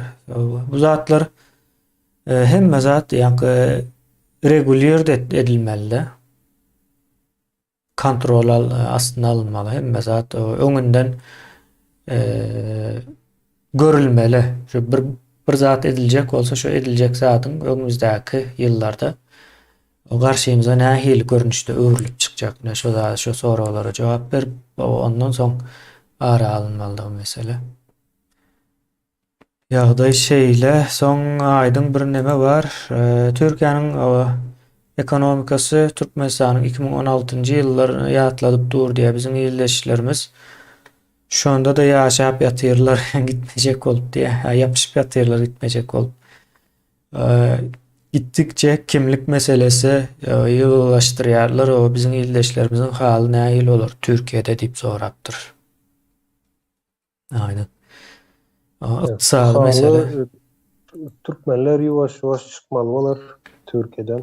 Ýa-ni başga ýerlere Türkmenistana izne dolanarmy bilemok. Ýewropa Türkiýanyň 5de 1-nem almaýa. Ýani 5de de däl 50de 1-nem alanok aslında seretsen. Ama Ýewropa ta azalýasa gerenden kän alan işçileri bar bolsa ýa bolmasa alan. Yani Türkiye'ye alıp yani. Şoň üçin izne gitmeli bolarlar. Indi türkmenler şu gün näme şimdiden ok ine akıllı adam beýlekleriň ýalňyşyndan öwrenler diýerler. Ya da akıllı adam analiz edip görýär. Yani işler tersine gidýän bolsa şol ýeri gelmenke özüni bir gorag alýar ya da gorag geçýär. Ýöne türkmen diýende ol krizde de ýaşar. Owalar düzeler diýip 10 ýyl bärde karzna pul alyp ýaşar bärde. Yani gitmejek bolup. Aslında gelende maksat pul kazanmak üçin ýa-da kazanç etmek üçin geldi. Ýöne inanyň şol kazanç ederin diýip ýankı inanýar. Yani bu inanç. Yani Türkmeniň inancı şol. Düzeler diýip inanýar. Yani şu Türkiýede düzeler diýip inanýar. Yani gaty kyndyr. Türkiýanyň entek özüne gelip bilmeli. Birazcık wagt aljak. Yani 5 ýyl belki 10 ýyl wagt alyp biler. Yani şo kazanç etmäne gelen türkmenleriň bärde ertir gazanaryn, ertir oturany var. 10 ýyldan soň ertir gazanaryn diýip bolýar. Ertirin ýa ertir 10 ýyl her gün ertir diýip 10 ýyl geçiren adamlar bar. Ama şol ine bu türkmene mahsus bir zatdır. Öňünden görüp öňünden hereket eden elbette içinde öňünden hereket edenler bardır ya da kazanıp bilmeyen olsa derrel gitkenler vardır. Ýöne aýdalyň $500 uğratýan olsa Türkmenistana şu gün $50 uğratýandyr. Ýöne şoda ine $50 uğratýan diýip bolam özüni aldamak üçin bir ýa simbolik näme uğratýan pul hissada ýeten o. Ya da özleriniň ýaşaýşy öňküsýalyk ayda 2 sanalyk aýakat giýen olsa şu wagt ýylda 2 sana aýakat giýendir ýa da çalışýandyr diýeň. Ýene şonda da dem alýasa ine yeterli. Ýaşap ýörenige şükür et. Tawa dem alyp ýörsin yeterli. Şoň üçin hem birazcık çykgynsyz ýagdaýa düşýänçe Türkmen gitmez bärde. Sebädine kazanç diýip pikir etme. Yani türkmenler bärde ine elbette olsa da ýöne Türkmenistan gowdugyny olan ýa-ni bilinçalty bilýär. Her bir insanyň. Yani bilinçalty dogry işler. Onu dile getirip bilen uzak. Hatta özüňiziň her kim öz bilinçaltynda näme barlygyny bilip bilen ok. Ýöne bu insanyň guruluşy ýaly. Yani gowy ýere gidýändirler. Ýöne gowy ýere gidenden soň ol näme mysal berýär. Demirgazy Kareýadan biri bilen interwýu alýar. Näme? Olaýtja Demirgazy Kareýa yurduňyz näli yurt diýe Demirgazy Kareýa. Olam aýtja gaty gowy yurt diýe hemme zat ýeterli, hemme zat mowt diýe gowy ýaşaýas diýe. Ýöne sen ýa-ni Günorta Kareýada ýaşaýan. Näme üçin diýe? gidecek değil mi? Onda şu yere gitti. Ola ki ay indi berde 10 yıldan öyle öğrenşiptirin diye o yere gitmeyin. Berde başkalan var, yenen var deyip başlayan. O Yani dili demedeklerim başka zat şeyle diye. Germanya'daki Türklerin şeyle Tamam, o onlara ne edil son kurulu yani? düzenim var diye. Tamam. Dile seyretmen yani. Bilinçaltına her kim aitken deldir, aydıvan bilyen deldir. Mümkün değil. Kıyınrak bir Hmm. iş. Bir mantık Yine iş şu aslında bilinçaltı. ama mantık yine Türkmen'de mantıktan birazcık uzak olan için yine Türkmen biliyor yani Avrupa'da pulun kendiligini pul kazanmak için şu tarafa gitmeli. Türkiye'de Hmm. pul kazanıp bilmeyen olsa yine şey deyip ölçep biliyor. Pul kazanıp bilemek o hatta bulyalık yaşayan ses veremek hissada koşulup bilemek siyasatına hissada koşulup bilemek yöne berdemen diye Türkmenistan'daki alıp baskıyının aşağında değil diye. Türkmenistan'a varsa maşgalası, karındaşları, komşusu hemmesi baskının aşağına alıyor adamı. Yani o Aa. ne hemen cemiyet şunu yani. O aslında yankı Azatlık diye. cemiyetten hem kaçıyandığını görkez ya bu zatlar. Kaçça kemine kaçça Hmm. sen yine özün hatta sen diyen sosyoloji öğren diyecektim. Hmm. Bağışlarsın. Sen özün yine sosyoloji yani okan, bilyen, öğrenmeyen bir kişi olanın için yine Türkmenistan'daki cemiyetin basışını her bir kişi men fikrimçe duyup biliyor şonu. Şol Aa. basışı. Ondan çıkandan sonra eğen bir hili üstünden yük ayrılan yalı öyle yöne özü nemediğini düşünüp bilen o konu. Yöne Hmm. yankı davranışı görközüye bizde. Ne hemen görközüye davranış bilyeler ol basıncından bardığını bilyeler neçe derece dediğini bilyeler şu için başında berde Türkiye'de aydalı Türkmenistan'da belki has kovu yaşayacaktır berdekiden. Has ağzı işleyecektir, kovu yiyecektir, kovu içecektir. Yöne berde basış yok üstünden. Yani Hmm. yükü yok. Cevapgerçiliği mi yok? O tarafan var. Cevap gerçeği mi? Cevap gerçeği Türkmenistan'da da yok. Yani Türkmenistan'da basış var. Yani Basış var. komşuları tarafından, Beyleksi tarafından, Maşgalası tarafından, Çağlaları tarafından bilemem. Şu cemiyetin basışı diyelim. Hmm. Çok basış var. Onun İyiller üstüne de näme yankı diğer sözünün o näme aňyrsy şol da. hava. Onun üstüne de yankı neme de var. Polisiýaň ýenen kanun diýen goşadyrlar içinde. Onun basışı var. Onun gadagan edýän bir topar nämesi var. Berdek yok zatlar. İnternetden yok. Olan bir näme. Bular hemmesini bir yere gelen wagty kişiler, her bir kişi düşünýär Türkiýede. Türkmenistan gowy elbetde gül ýaly ýurdumuz var. Ýöne hemen berde ýaşaýar. O buňa mysal kän bar ene musulmanlar näçin Ýewropa gidýär, Arap ýurtlaryna gidenok. Bu. O Hatta dinin, İslam'ın en gowy ýaşanyp biljek bir musulmanyň diýen, en gowy ýaşap biljek döwletlerine serediklerim Ýewropadaky döwletlerdir. hmm. Amerikada vardır öyle tabii. Amerikada elbette. O. Yani Müslüman olup aydalı olarak öz arasında kendine neçe bölünüyor. 4 mü ulu toparı var. O. E, aydalı Azerbaycan ile İran eyyem düşmandır birbirine. Misal için. Hmm. Ağırkı nemeler o iticiler var da mesela hani motivasiýa edýän ýagdaýlar var, taryhy wakalar diýeli. Şonuň ýaly ýagny o bir neme düşünýär ine hazır Türkmenler o Türkmenistanyň gowy däldiğine o düzelmeýä hasa mümkinden beter boldy diýip o aýdýarlar onam eşitip ýörüs öz aralarynda gurrun edýärler. Ýöne hazır içinde görüşmeň ýerine daşyna çykyp o täze ýerler gözlemäň dogrudygyna o düşünýärler ýa-da köpçüliklerin edilýänligi üçin şu wagt ýa hemmäniň edenini menem edeýin diýen ýalyk bir düzgünem bar-da.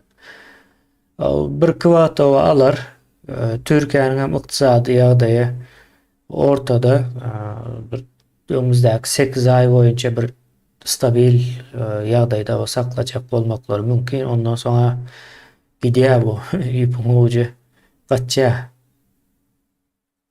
Şeylere bir ýagdaý garaşýar-da. Indi näme etmeli Türkmenler o izne gitmelimi o ýa gaýdyn o izne gitmek islemez diýdiler. Diýmek şu wagt Russiýada mümkinçilikler bar. Yani Russiýa gidenlerden hem aýdyn o şikayetler bar da bäri. Bärde hakyň kän ýýän ekenler diýip aýdýarlar. Pulun beren oklar işledip gaty kemsidýän işler, Ine şonuň ýaly problemalary gurrun berdiler-de. şol hak meselesi hem kemenine yine yankı kanunu haktan söz eden oklar da Hawa. hakkını yemek haram düşüncesinden hak sorayalar. Orsama düşünen oklar. Için elbette olur. İyi yendiği fikir eden oklardır. Aranızda hiç sözleşme yok. Mhm. Yani Türkmenistan'a haçan dolanlar näme vardır kemine Einstein ýaly adamlar ya imagination diye. Şoň netijesinde käbir düşüncelerini barlap bilýär, doğru mu? Hawa ýagny. Hatta şoň netijesinde ýa test edip bolmaýandyr teoriýalary, teoriýa diýilýär şonuň üçin olara test edip bolan entek ansatlar. Käbirleri test edildi diýeli.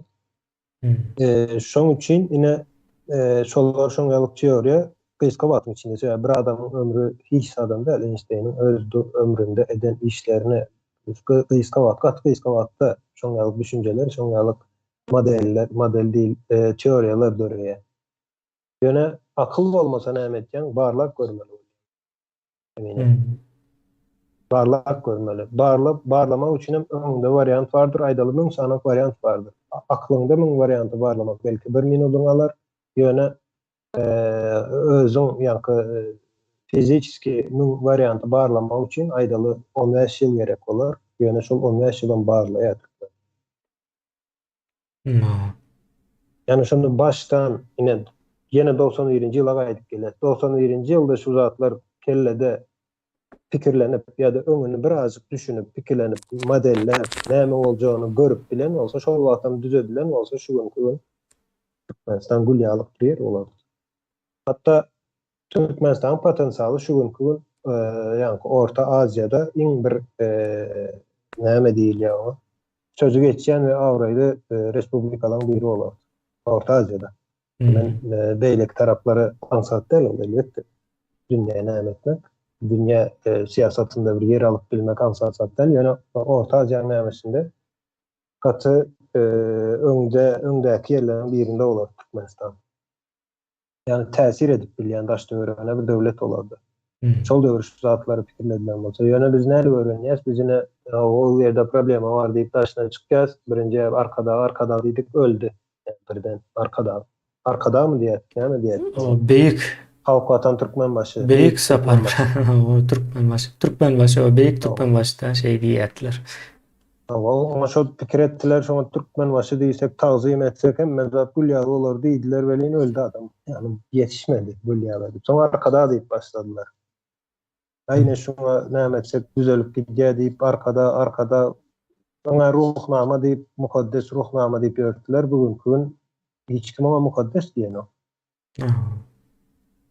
Yani son neticede son daşla çık görüyor. Ona deyip gördüler ne Türkmenbaşy arkada deyip gördüler. Peýdasy yok. Son daşla çıkıp başladılar. Daşından kazanç edeli, daşından işleri. Sonra Türkmenistan'da pensiya çıkıp yaşalı diyen fikir var hazır. Ya da pul toplap Türkmenistan'a baralı, caýy kuralı, maşin alayın. Yani şu caýy bilen maşin ikisinin birleşmeginde yankı çörebe möňe hem mezada öňe diýip pikir edýärler men pikirimçe. Kitaba möňe şondan aýdyma möňe goşga möňe. Ýöne ona edip görýärler, olan bolana, caýy bilen maşin alanlarym ertesi gün ýene aç kalýar. Ýeri zat. Bir topal problemler. Ağaçgaly gaýtam ağaç almaňa gaty uly näme goşan toşýar o zatlar. Hawa. Dowamly näme ýok bolsa girdejin. Hawa. Ondan soň ýene bir zady görüp başladylar şu gün kıyaşlar. Ýine oğlanlar bolsun, gyzlar bolsun, her bir zadyň öz wagty bar. Aýdaly 25 ýaş, 20 ýaşda, ýani gyzlarda da, oğlanlarda da maşiny bar, maşin bilen işe edip gelýär ýa-da maşin bilen okula edip gelýän bir durmuşy gözüňe ýetir. Ýöne şol adam işleýär, 50 ýaşynda maşin alýar. 50 ýaşyndaky süren maşinyň bilen seniň 20 ýaşyndaky süren maşinyň ikisi deňde. Yani buna Türkmenistan'daki baskı 50 yaşındaky maşin sürýän adam belki 20 diye sen näme üçin maşin sürdük diýdi. Gelende maşin sürersin diye, ez gerek değil diye, ya da kızlara size ne maşin gerek diye, maşin ne edecek diye, Olur ya da asıl ayarlar. gerek değil diye ne düşünüyorum. Olar asıl gerek. Aslında Türkmenistan'ın içine seyreden o altın kemiğini erkeklerden ayarlar, hasken yankı maşine talap ya da muhtaç diye. Oo. Çağa seyretken şol onu oku alıp gitmeli ya da çağlar bağını alıp gitmeli, alıp gelmeli. Şonu yankı enenin işi Türkmenistan'da oturan şol. Söwda satı o işler hemşe olorun Ama elinde. satuk, söwdyan, söwdayan, bazara gidip gelyen ayarlar yani şolara da maşin sürmek kadar. Yani bu zatları düşünenden sonra, bu zatları talep edip başlandan sonra ol yavaş yine denek görmeli. Türkiye hazır gördüler. Türkiye'ni başka dünya deyip fikir ettiler. Ertir Avrupa'nı görürler. En sonunda bunları birleştirirler. Emmesi bir dünyadayken Türkmenistan aşağı bir yerde. Oo. Yani bu toplumun beyninin işleyişine hazır bir yankı modelini düşündürecek olanlar. Hmm. Ondan sonra bulan hemmesi bir yerdeyken Türkiye'de de günde 24 saat var, Avrupa'da da Amerika'da da 24 saat, Türkmenistan'da da 24 saat var. Hmm. Demek şartlar menzeş insanında netice. İnsanında yine şu zatlara Türkmenistan'da da edip böyle diyenden son yani ben Türkmenistan'da da işletmelerini deyip başlandan son e, yankı neme diyen yerli yerine oturup başlanır da aslında. Hmm.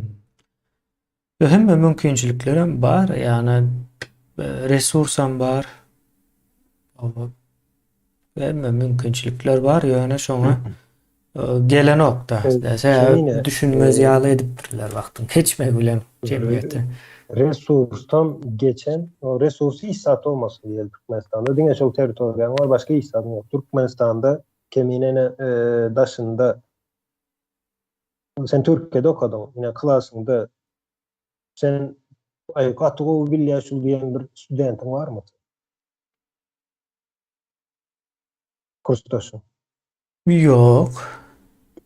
Men hatta muallimler men çekeleşiyat. Muallim bilen okuyat. Mesela net muallim diye. Bizde de kent Hakikan olmayan böyle muallim. yapsa Türk yine Türkmenistan'da yine şol akıl var. Akıl potansiyeli var. O Hmm. 1 2 5 tane kan yine Kent. şoları yani ortaya çıkarıp bilecek şartlar yok. Hmm. Yani o taraftan hem Türkmen kan bir izaga alan bir näme değil, millet değil. Akıl ya da fikirlenip bilme ya da bir zat öndürüp bilme, döredip bilme potansiyeli da Türkmenin beýleki milletlerden izde de. Dawa aýdyň menem 2-3 tane muallim bilen tartışa oturdum. Şeydi.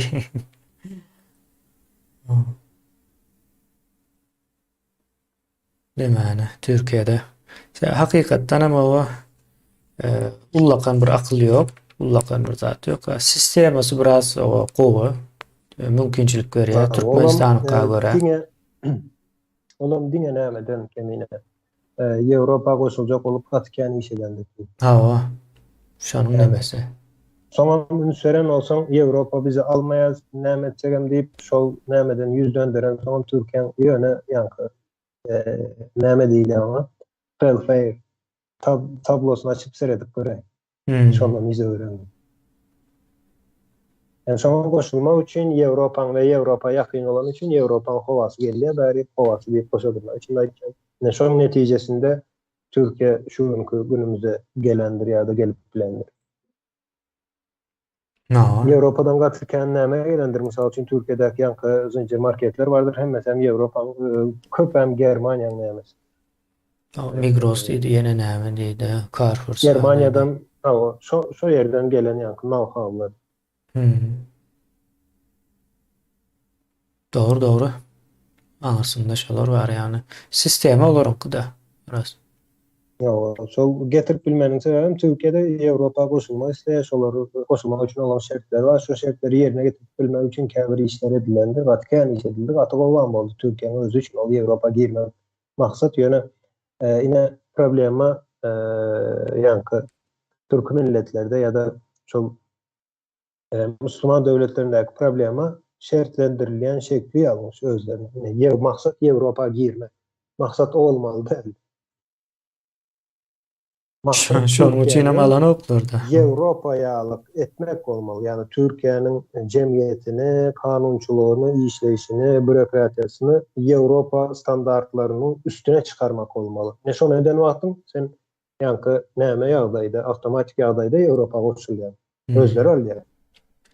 Yani maksat Avrupa girecek diysem o ýa kili yalan oluyor da biraz. Şimdi aydın Mongolia girer Avrupa. Şonça uzakta olmayan aramızdan Türkiye girmez. Türkiye girme mümkinçiligi yok. Şu an daşlaştırýarlar hem o taýdan. Arap Hatta bataklığına Türklerde doğru gidip barýar. näme de vardır yankı kinolarına, speakerlerine, yenilere seyreden watyn, yani ideologiyasını öğreticilere seyreden watyn biz dünya kafa tutýas diýip bir näme vardır. Näme diýilýär şoňa? Yani söylem. Buýsanmak. Buýsan ýalar şoňa. Biz dünya kafa tutýas diýip. Yani menem soraýan dünya habar var boldy. Tutýan olup bilersin. Yani dünyaya kafa tutýas diýip şoňalyk näme var bir kili Gaza gelýärler. ama käbir soraglary berdirmejek bol aýtýarlar aslında. Oma seyretseň ine Demirgazy Koreýa dünýäniň iň güçlü döwleti. Nähli dünýäni ýankı oturdup bilýär. Demirgazy Koreýanyň nämesine seyretseň aýtýan sözlerini ýa-da propagandasyny seyretseň şol.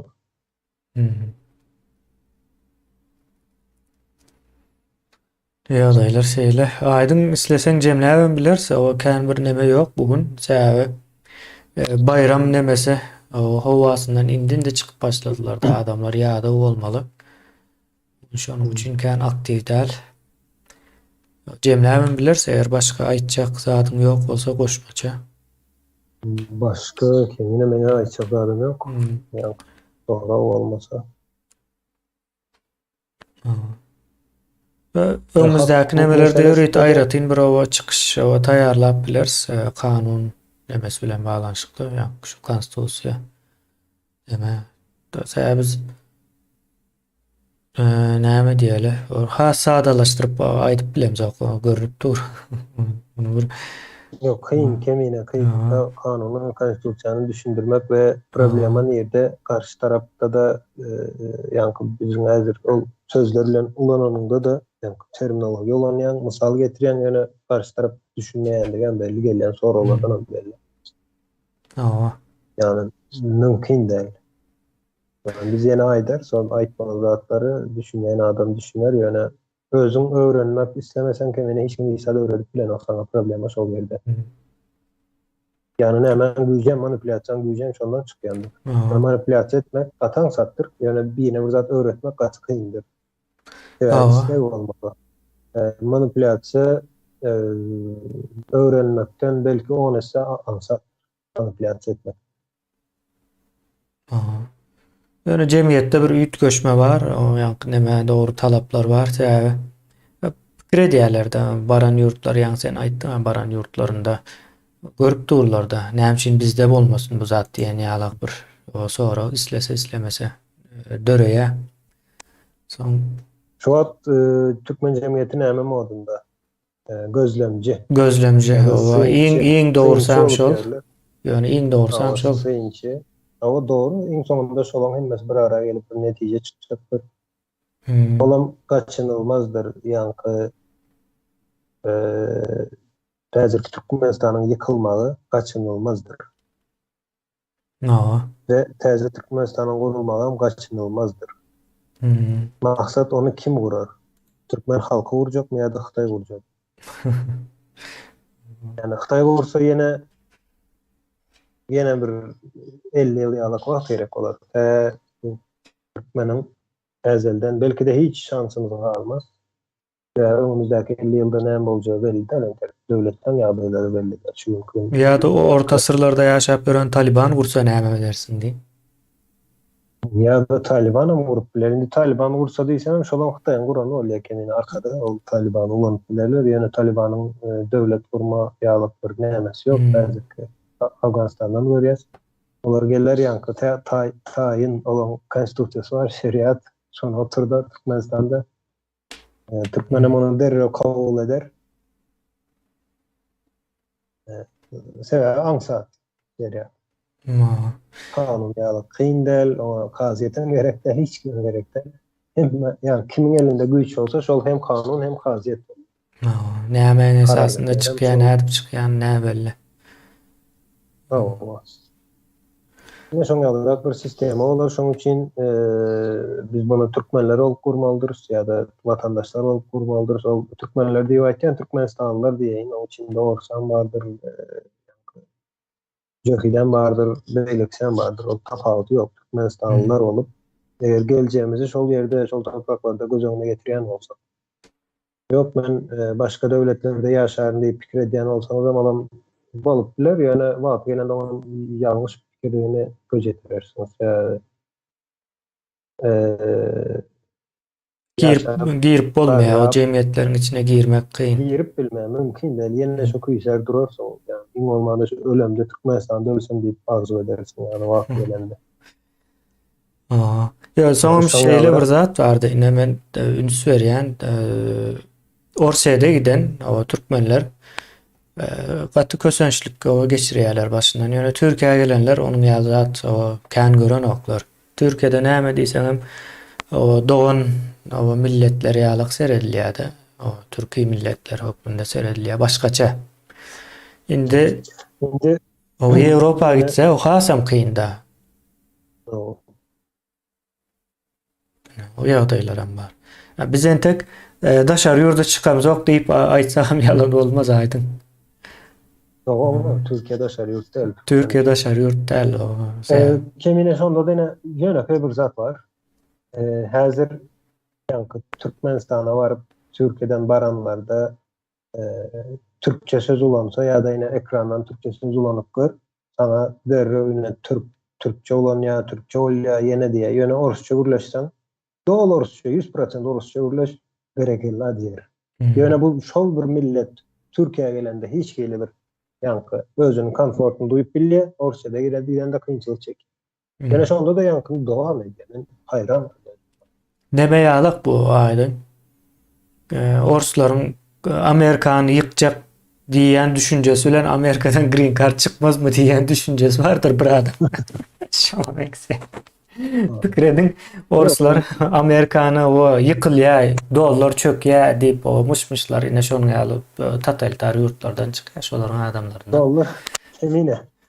Dollar çökýär diýe ýöne uruş başlany atam. Hemmesi dollar satyn alýar. Bagada ne diýe? O. Ne banklar satan alıyor, dollar veremiz özümüze gerek yani. Çok yaşamış. Ya da Amerika Orseýanyň ýa-ni näme diýilýär olarda Merkez Bankasynyň nämelerini seredip görüň. Rezerwler nirde gorajak bolýarlar. Orseýanyň özünde däldir. Ýewropada da, Ýewropa ýurtlarynda. Amerikada da. Näçe 300 milliardmy şu wagt näme düşen? 300 milyar dollar ýalyk ýa-ni altyn zapasy bolmaly olan. Yani ekvivalentini aýtýas doldurdy. Ine şonu şol ýerde saklaýandylar we şol bir wagtyň özünde Orseýetdäki ýa-ni telewizorda ine Amerika şeýle, Ýewropa şeýle diýip propagandaçylary bardyr. Ine olaryň nämelerini seredip görüň, okan ýerlerini seredip görüň. Kemine anlarsın, hemmesem Amerikada, Ýewropa. Hemmesem 100%. Şol da ya. Orseýanyň öz sistemi, ýani şolary ýetişdiren aslında Amerika bilen Ýewropa. Mesela Amerikanyň, Ýewropanyň oň ýalyk ýa-ni jurnalistika diýeli şol bölümlerde okan wagtym ol ýerde propagandaň näde işte tarih bilen belek agatyny düşündirýärler. Orus onu düşündirip bilen ok. Orus özünde ýa-ni ýetişdirip bilen ok propagandist. Olaryň başynda ýetişip gelýär. Güýji ýok Orusyň propagandist ýetişdirýän güýji ýok. Şonun daşında yetiştirip gelýärler, daşında öğrenip gelýärler. Soň ýene Orseýede gelenden soň ýöne dynç Almany'a gitjek bolsalar hiç gaýsam Soçiýa giden oklar. Gaýsy. Ine urusdan seredip görüň, niýe dynç alýar bular? Ýewropa erwet, awa Musur hemmer diýe köçeler diýe, Fransiýany diýe seredin diýe. Ýöne özleri şol ýere gidip dynç alýarlar. Dynç almak üçin bir adam Musur'un içine gider mi kemin? Yani şol näme ýalyk da Amerikany ýok etjek, ýok edýäs diýip aýdan adamlar Amerikadan green card çykmazmy kan diýip gören adamlar da. Yok edeceğim diyene yok ol ya deyip özleri. Yani Yok bolýaram diye. näme bolsa Amerikan aýdaly senatasında bir problem çyksa ya da senata bilen beýlekleri arasında bir çekeleşik çıkan wagty ine sereden ol Amerika bitti diye. Yani çekeleşik bar bolsa ol ýerde ýaşaýyş bar diye. Mhm. O hem adam biri bir zat diýende el galdyrýan bolsa ol demirazyk kare ya. Mhm. Gyzykly. Yani Orada iki gapma Angliýanyň garşy bir zat bir arada bolup bilýär. Ol nemede de şeýle aýdyn. Ine musulmanlar şeriatdan gaçyp Ýewropa gidýärler-de. Soň Ýewropada bir kwat ýaşandan soň şo taýda şeriat talap edip başlaýarlar. O tarapam. Redin o gaçyp giden zadyny baran ýerinde isleýän täzeden. O taýdanam gaçyp gitjekmi? En sonunda. Şeýle de ýa musulmanlar näçe öz ýurdundan gaçýar? Öz ýurdunda hukuk ýok, şeriat barlygy üçin. Şeýle. Soň ýerleşimiz ýazyp Türkmen jemgyýetini sosiallaşdyrmak üçin näçe ýyl gerek bolar ka diýär. O ýyl nemesini aýtmak ýerleşler neme ýalyk däl-de bu näme diýip plany goý. Ykdysady ýaly bir zat däl. Onu ine aýdaly bir nesil. Yani 25-30 ýyl. Sosyallaşdyrmak diýsek ýalňyş bolar. Ol yani sosyallaşdyrmak şu adam sosyal yani. Nämesi ýok. Ýöne kişiselleşdirmek mi oluyor? O bireyleşmek. Bireyleşmek. Bireyleşme değil ya. Yani kazanma, onu kazanmalı Türkmen cemiyeti. Yani her bir kişi kımmatlıdır. Birey olmalı. Öz pikiri, öz düşüncesiyle, öz unik nämeleri olmalı. Yani bir hususlu olmalı. O her bir adam ýöreýte bir adamdyr. Şu günkü ýalyk Türkmenistan baý, 4-nji ýerde gazymyz bar. Biz şeýle baý döwlet diýip ýörler. Ýöne oturan ýerine seretken gazet ýazypdyrlar. Hatda elinde çatal bilen bıçagam ýok. Bilka bilen bıçagam ýok. Öňünde bir stol ýok. Nahar edilýän stol. Sandalye ýok. Ýöne biz baý diýe. Yine bu hemen düşüncesi şoldur. Yani şunu bir nesil soň täze Türkmenistanda biri şey diýen wagty diýip biler. Hakkı var onda. O öz pikiri bolsun. Yani beýleki bir ay oň ýaly bolsa şu näme üçin şeýle diýip sonra berip bilmeli. Gazyň 4-nji ýerdeligini aýdan wagty bizim 4-nji ýerde gazymyz bar. Onda sen Amerikadan öňde, Amerika 6-njy ýerden gaz tapasy. Yani Türkmenistandan izdi Amerika. Özlem Türkmenistanyň ýylaty 4 milyon. Onda onlar yatı ýen wagty şonu ip ýetişmeliler, şoň puluny. Ine şuň ýalyrak düşünjeler, karşı düşünjeler, her kime mahsus düşünjeler çykan wagty kişi diýip bilýär. Olaň biri musulmandyr, beýlekisi hristiýandyr, biri ýene bir zatdyr. Ol en attasy musulman bolan üçin özem musulman bolýan bolsa, ol ýen birey däldir. Ne problemi? Ya da kızına prava maşin sürdürmeyen kaka hiç kim süren yok, senem sürme diyen olsa onda ol birey däldir. Ol şol boyun sürüsünün içindeki bir sanık bir canlı varlık yani canlı. Hemme koyunlar kuzu doğdu sen näme üçin dogan ok diyen ýaly bir zat da. Sürüdäk koyunlaryň hemme sen kuzu doğup çykdy sen näme üçin dogan. Şoň ýalyra näme bar? Ýöne haçanda bireyler olan wagty, yani birey şahs olan wagty, aýry-aýry şahs olan wagty dürli pikirler berip başlaýar. Ve mecbur döwlet mysal üçin Türkmenistanda jurist, doktor, jurist bolmaly diýip şolar kymmat diýip bilýän universitetler, institutlary. Indi hemme adam şoňu isleýär. Indi mümkinçiligem bolsa ähli türkmen jurist boljak kendine. Çöreği kim pişirecek? Mala kim seyredecek? Ya da injiner kim olmalı? Maşini kim kovarmalı, döretmeli? Dürlü maşin diyeyim de sürüleyen maşinden maşinler, fabriktaki yenildeki maşinler kim seyretmeli, kim kovarmalı solar? Şoň üçin bireyler olan vakti biri aydınçı olur, biri goşku yazar, biri jurnalist olur. Her kim öz işini eder. Ve devlet diyende hemme iş vardır. Yani o näme diýerler şoňa? Grafiti mi? Kemine sprey bilen diwarlara näme çizýärler? Oo.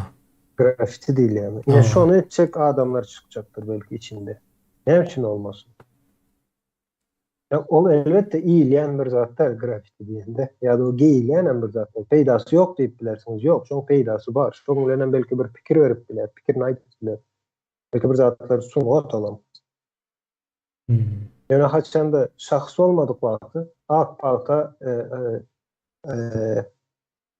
ağ altın deyip hemen palta gidersin. Milyonla adam palta toplayır. Biri çıkıp aydan durun hovmun yankı maşini var. Maşinle toplatıyor. Direm aydan. Hmm. Şu paxta yığıp görenler näme üçin kombayndan ýygan ok bunu diýip soramayýarmy?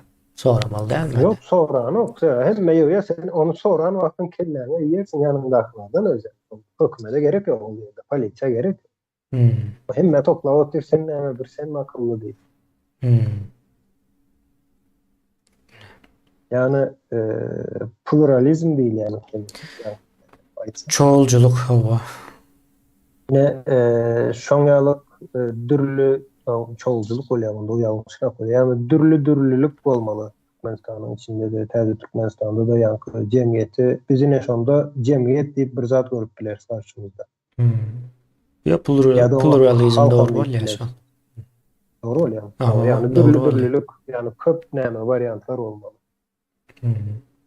Aydaly şoň netijesinde ne şol şahslar aydaly ertir bir gün Türkmenistanda parlamente gerler, bir aýdar ýa-ni Türkmenistanyň içinde çilim çekmek gadagan diýer, beýlekisi gadagan däl diýer. Bir aýdar Türkmenistanda ýa-da daşarda çilim çekmek gadagan, ýöne öýüň içinde gadagan däl diýer. Ýöne beýlek çykar, sen samsyk öýüň içinde çilim çeken nädip barlajak diýer. Barlap bolmaýan bir zat bolsa gadagan edip bilmeýän. Hanım ol şonu teklif eder. Olan beýlek ha doğrudan diýer, onda oturar. Bir aýdar ýa-ni parklarda, ýenelerde çekmeli däl ýöne ýa-da başga bir ýerine ziýan berip biljek, çagalaryň olup biljek ýerlerinde çekmeli däl ýöne öýünde çeksin, maşynda çeksin, öz howlusunda çeksin, ol ýa-da köçede çeksin. Ýöne parkda çekmesin, şoňalyk çäklendirmeler giridilýär diýipdiler bu çilim meselesinde. Ine şeýdip tartışylyp iň soňunda iň dogry ýa-ni sintez ortaya çykar. O orta nemesi. Orta açık ya. Sonra Ine şoňa da jemgyýet diýilýär aslında. Ine şo dürlülüge jemgyýet diýilýär. Hem adam ağa eşik geyip, hem adam bir meňzeş eşik geyip, ol meňzeşleriň içinden hiç zat çykmaýar. Diňe erwet zatlar çykýar. O manýak diýilýär. o kollektivizm bolýar, o kollektivizm erwet zat.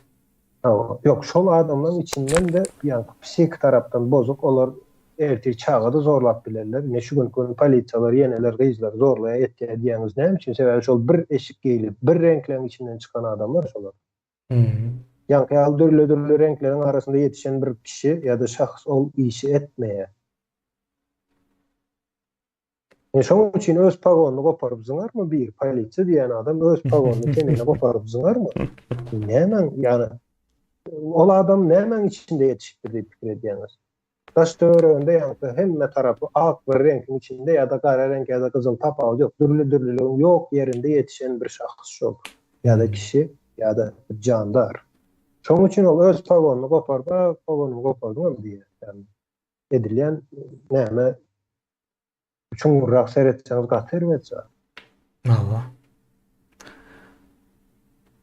Soň hak hawa talap edip bilmeýän olsak hukuky talap edip bilersmi diýip sorap durur. İlleşimiz aslında Ben bir näme girizeyim. Aha. Hak, hukuk diýmek, haklar diýmek diýip. o köplük manysy bar. Arapça kemine sen has bolýan. Ýöne günümizde hukuk başga hili, ine Türkiýedäki näme seretseňiz başga hilirä ulanyp bilýär. Ýani hakyň Yani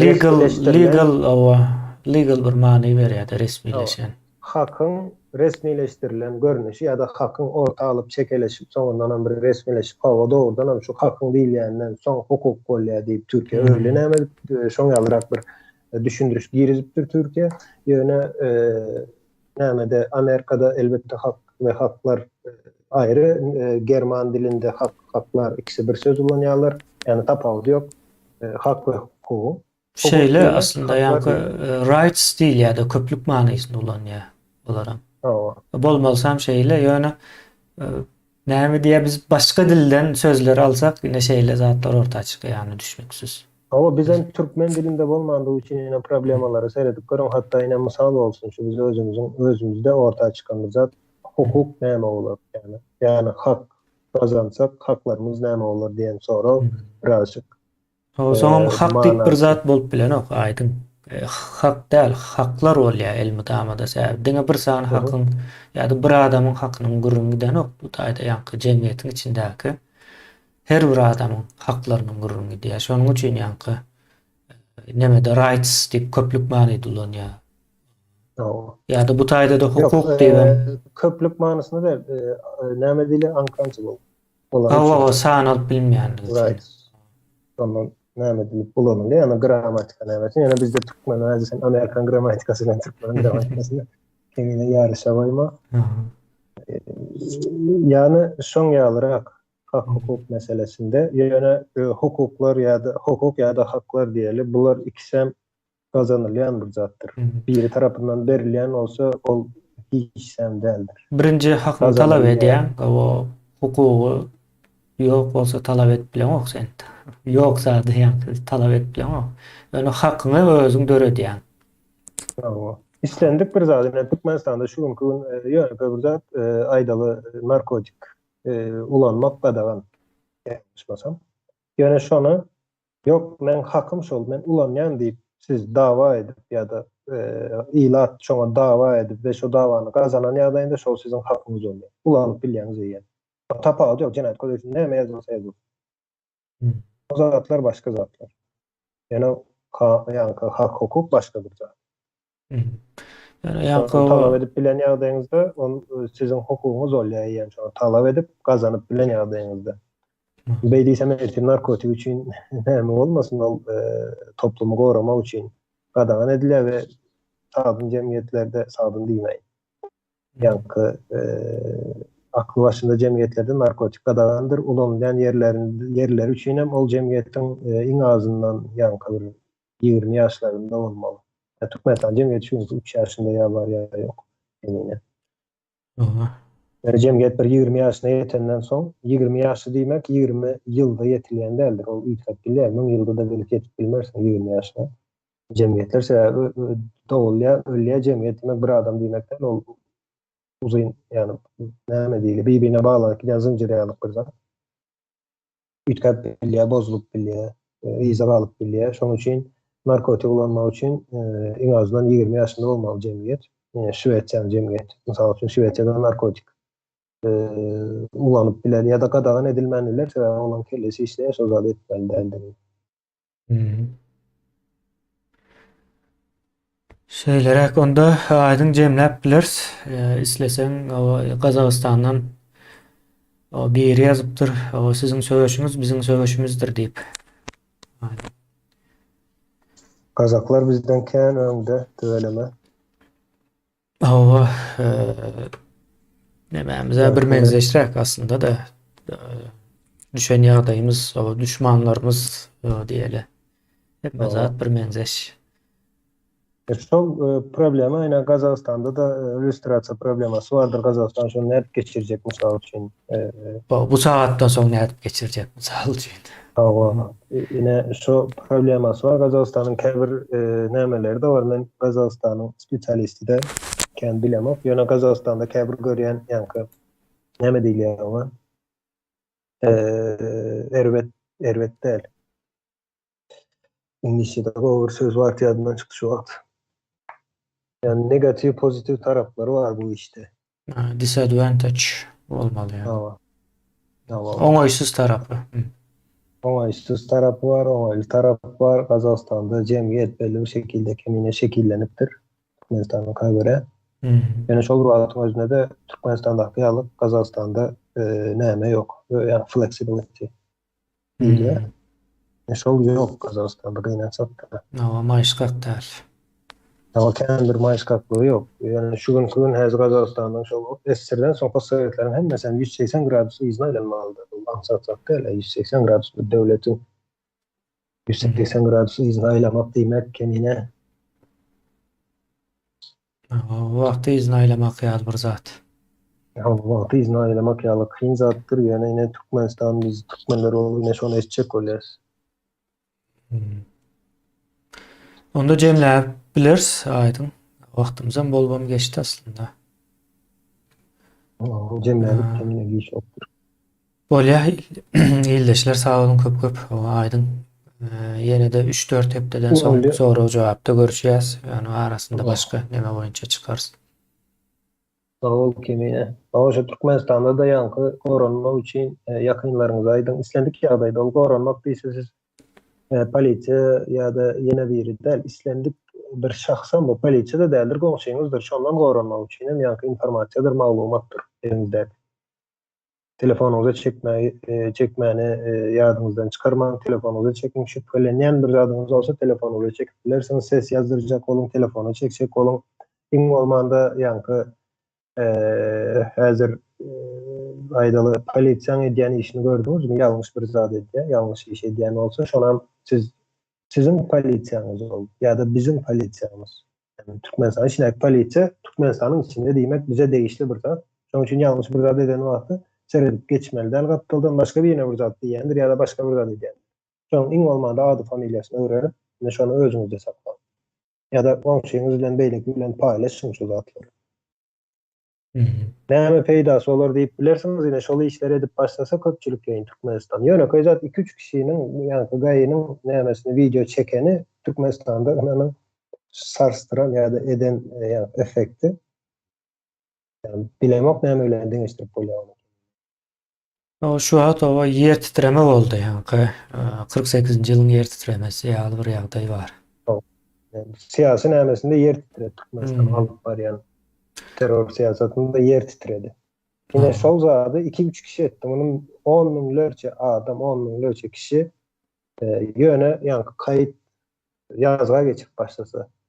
Adyny, familiýany, wagtyny, sagatyny eden işini el bilen ýazın kagaza goýun bir ýerde paýlaşyň ýa-da telefonuňuza çekin, kamera çekin, ses ýazdyryň. Ine bu zatdan emes kaýıt diýmekdir.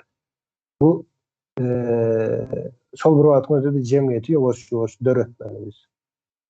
Biz diýende hemmämiz döretmeli jemgyýet boljak bolsak. Yani kaýıt bolman, tarih bolman hiç zat ýok, statistika, maglumat, näme üçin maglumat, hatta Türkmenin habaram ýok, ýa-ni informasiýon ýa-da informasiýon diýme, hawa informasiýon söwüş diýil ýa-ni. O dünýäde näli söwüşiň bardygyny, näçe wagt bolup gelýändigini Türkmenin habaram ýok kemine. Bir fabrikde näçe sanyk ayakkabı näme diýip şol maglumat almak üçin näme söwüşler berilýär. O arkada bolýar hemmäsi görünen ok, ýöne köýzat bu statistika.